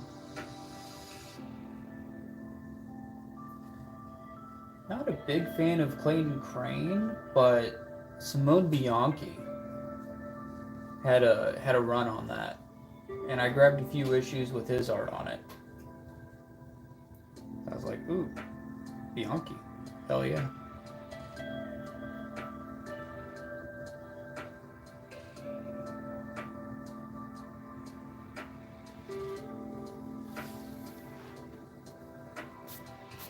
I think that's one of the cooler Deadpool costumes.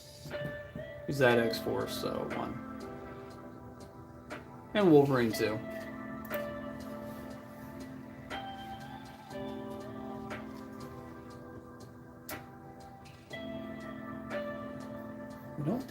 I don't think they dropped the do not harm thing, but or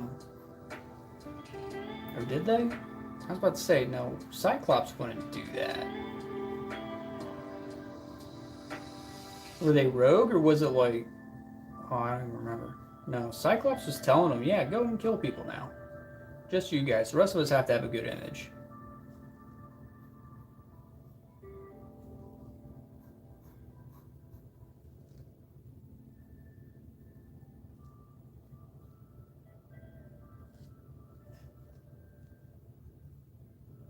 Is that what it was? Cyclops was behind it?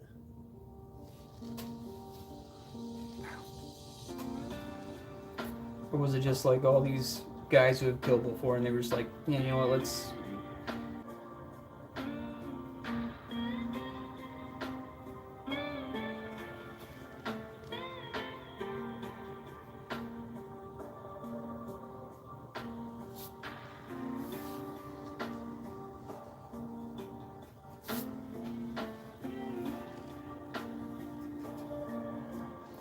Wait, Cyclops had no choice. Storm found out and was disgusted. Okay. Guess it is what it is.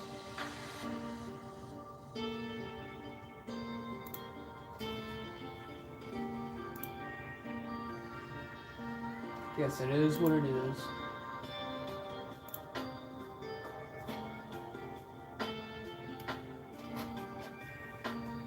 Who else was on that team?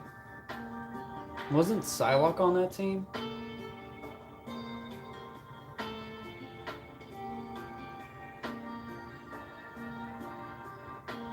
I think I remember Psylocke being there too. A dude with guns? I have no idea who that guy is.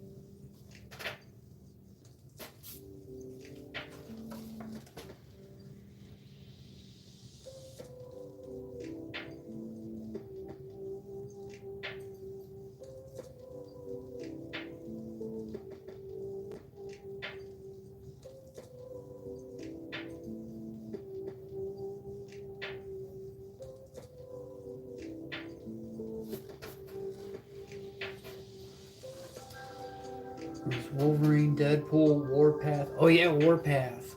X-13 and Archangel, along with Maverick and his alternate persona.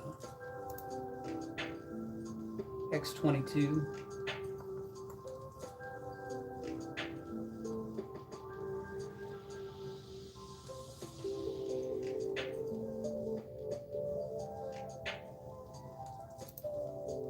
X-22 is the girl Wolverine, right?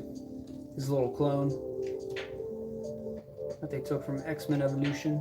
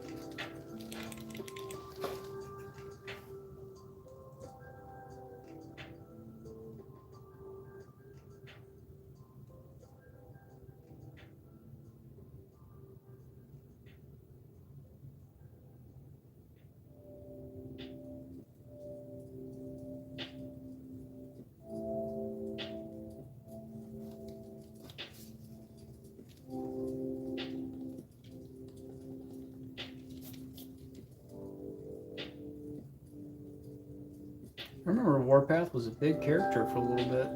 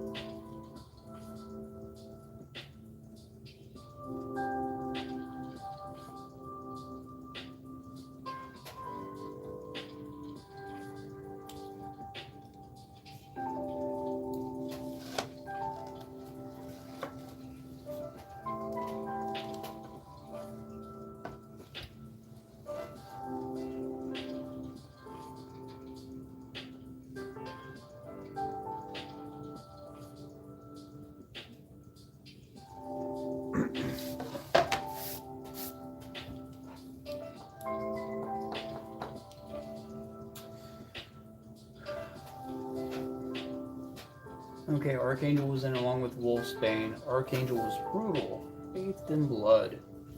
Awesome. Awesome.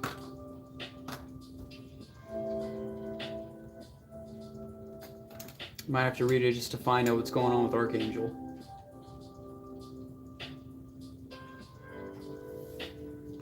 That sounds fantastic.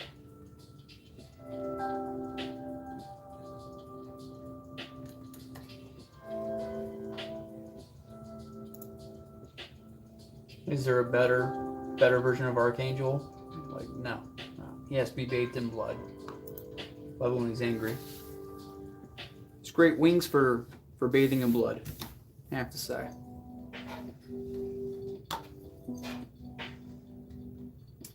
Wolfsbane. I wonder what the hell ever happened to Warpath. Is he dead? What happened? So I remember he was the ship for a little bit. You got those two knives, and then like all of a sudden, like, oh, this is like a brand new character. He's got some vibranium knives. And then he went to outer space to fight Vulcan. Yeah, the third Summer's brother. Okay.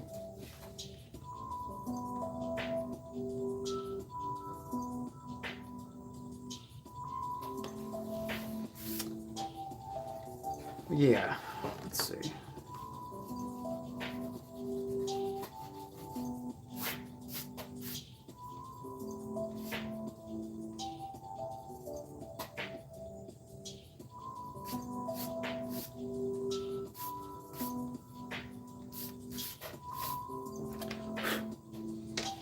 All right, I think I'm done with the pencils on this page.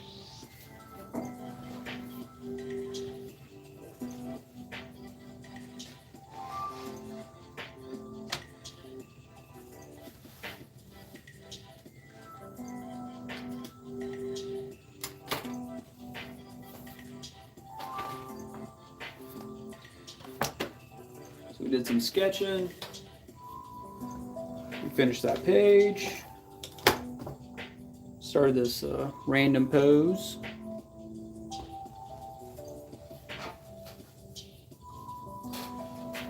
Yeah, the first Warpath died on like one of those giant-sized X-Men issues, one of the first ones in the 70s. Blew up in a plane.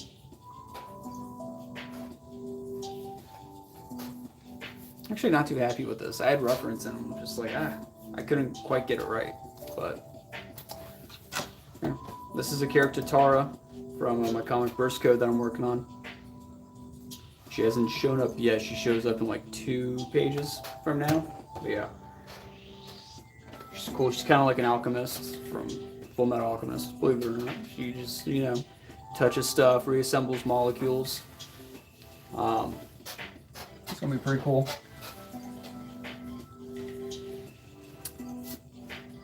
So yeah.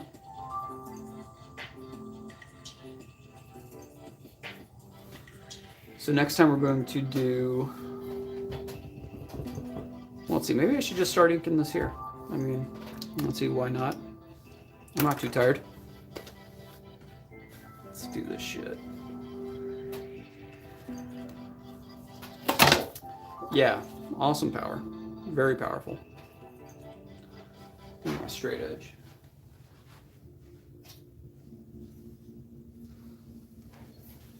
Alrighty.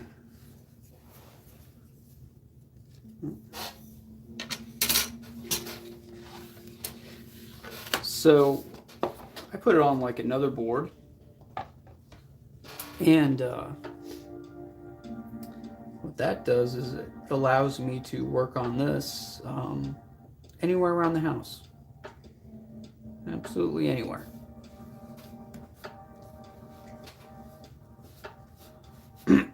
So like yesterday, this page was upstairs like all day, ready for me to work on it. And I didn't, but it was there.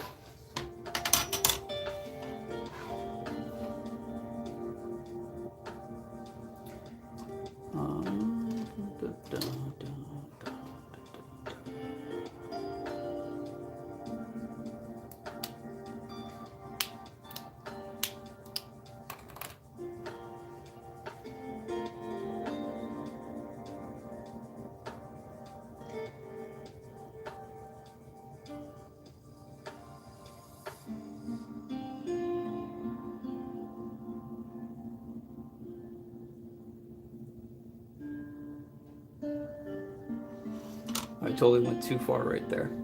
Too far.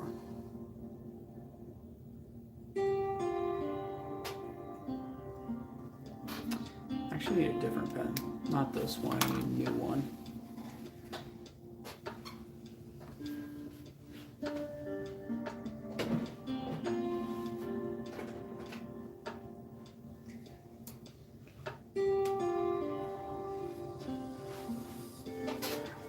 Alright, let's see if this one will do what I need it to.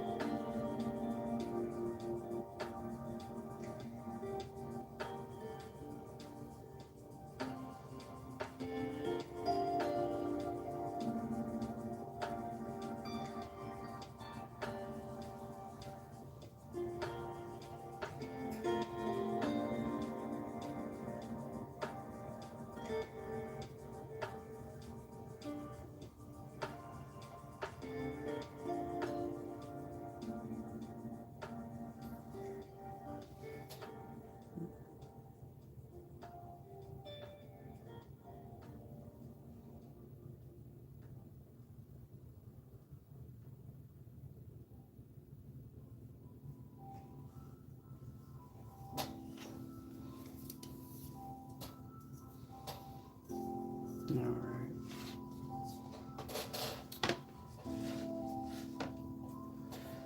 Let's see, the Molecule Man is such an awful costume, but powerful abilities. Yep. Digging the Mohawk, dude. Awesome. Thank you.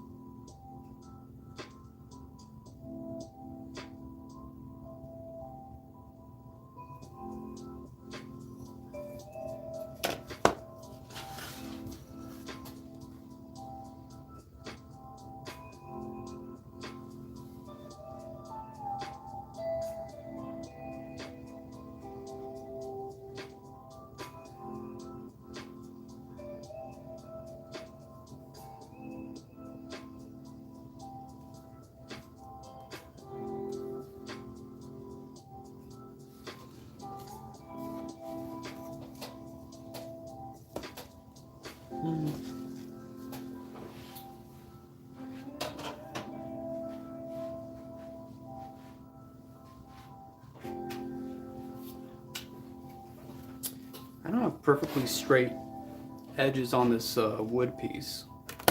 I can't line it up perfectly on the paper, so I have to do it this way.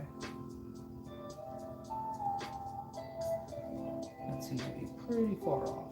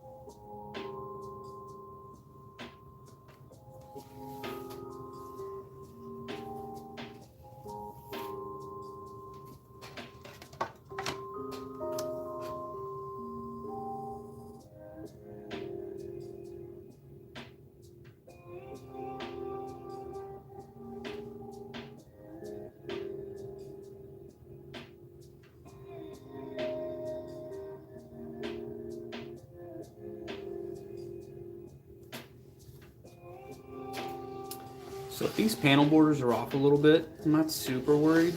Because straight lines I can just fix those in Clip. Much easier to make a straight line in Clip Studio Paint than it is traditionally, you know?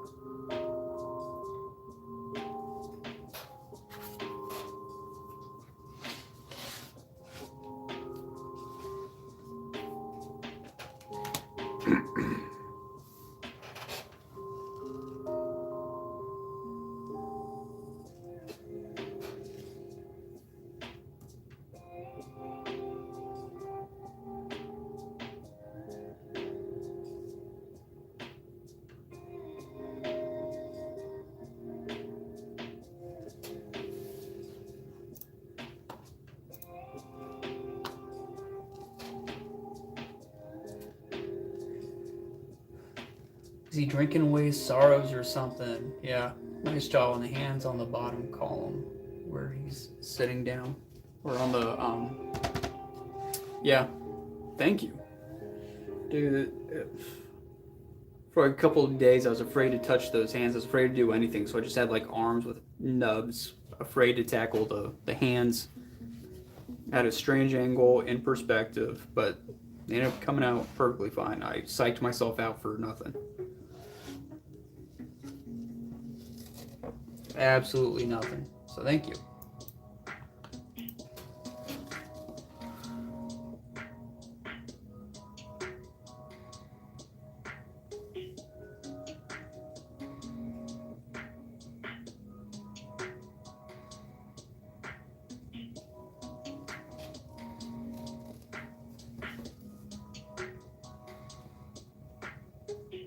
Thanks, man.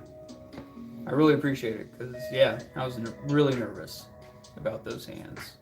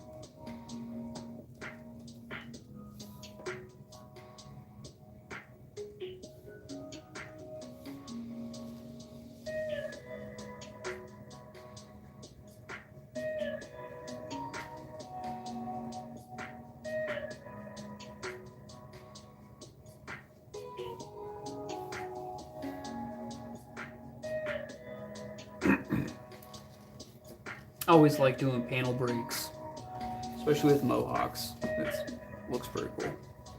I wasn't initially planning on doing the panel break, but I had to sketch. I was like, wait, why wasn't I planning on doing that? It's good. I love doing panel breaks.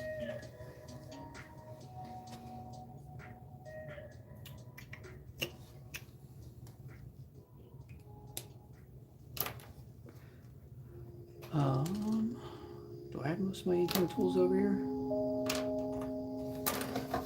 So here's some of my inking tools. I like this. I'm not even sure what it is. I want to say Pilot, but I don't think it's Pilot. I always have like a decent tech pen. This is another brush pen. I can get some pretty good lines with that. Really thick lines and really thick lines here. And this one is just huge variation. So let's see.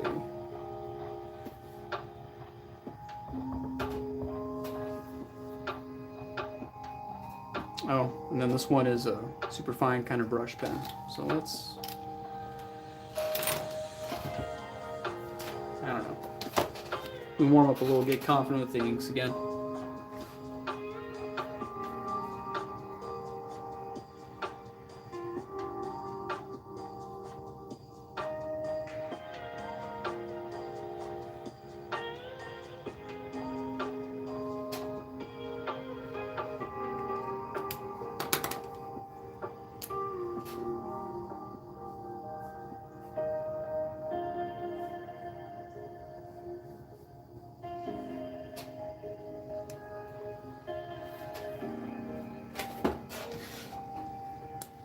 You can kind of tell I use this one more because I, you know, actually put a grip on it. Mohawks and the boobs are exceptional panel breaks, lol. Yeah, boobs are always a good panel break.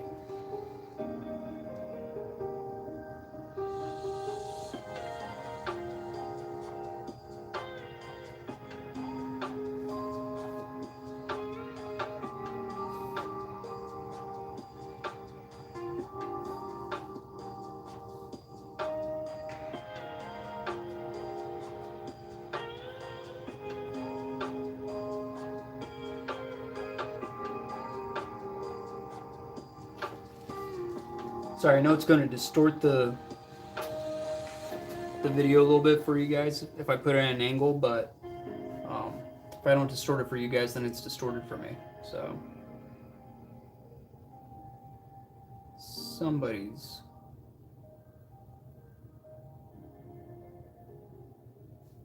getting it distorted.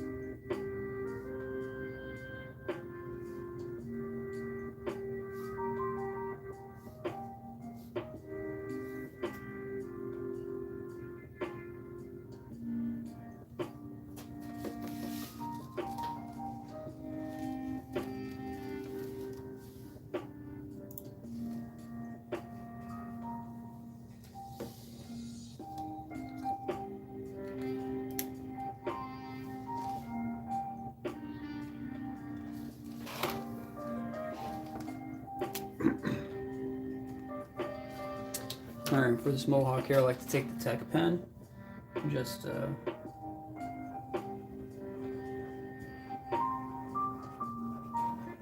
go nuts.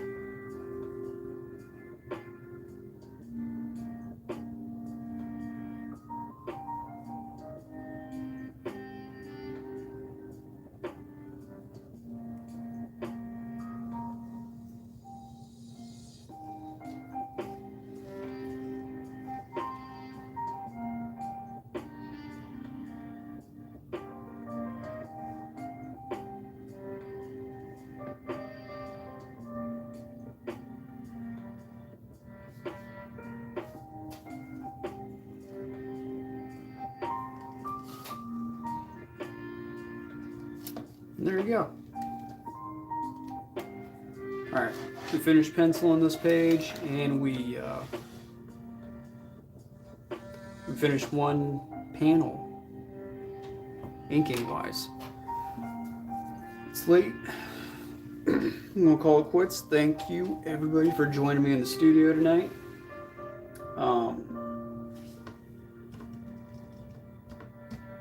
Yeah. So, what do you guys think about doing a stream where I'm doing screen tones, digital screen tones? Because what I do, my process is I then scan this in and do digital, like Clip Studio Paint, and I apply screen tones. Roman, there's a poll over in my community tab, and I'm just asking people, like, is that something you guys want to see? So that'll probably be my next live stream. All right, cool. I was initially planning on doing it tonight, but I didn't get a whole lot of votes yet. I had like 9 votes, which is plenty. I was actually going to do it. I can't lie. I was actually going to do it, but I just didn't have enough time to prepare like the program. I used like OBS, not OBS, Streamlabs, the new advanced one. But I have enough time to like scan the art and get all that like program-wise set up. So just did what I usually do. Yeah, so if you go to my page on YouTube, so it's like youtube.com/rrichstudio, there's like a tab that says videos, live streams, some other stuff, but one of them is called community, and on there I like post pictures from the live stream and polls and other kinds of questions. So yeah, check that out. Go and vote. And yeah, that's it for me tonight. Thank you all for joining me. See you next time, where we'll do screen tones.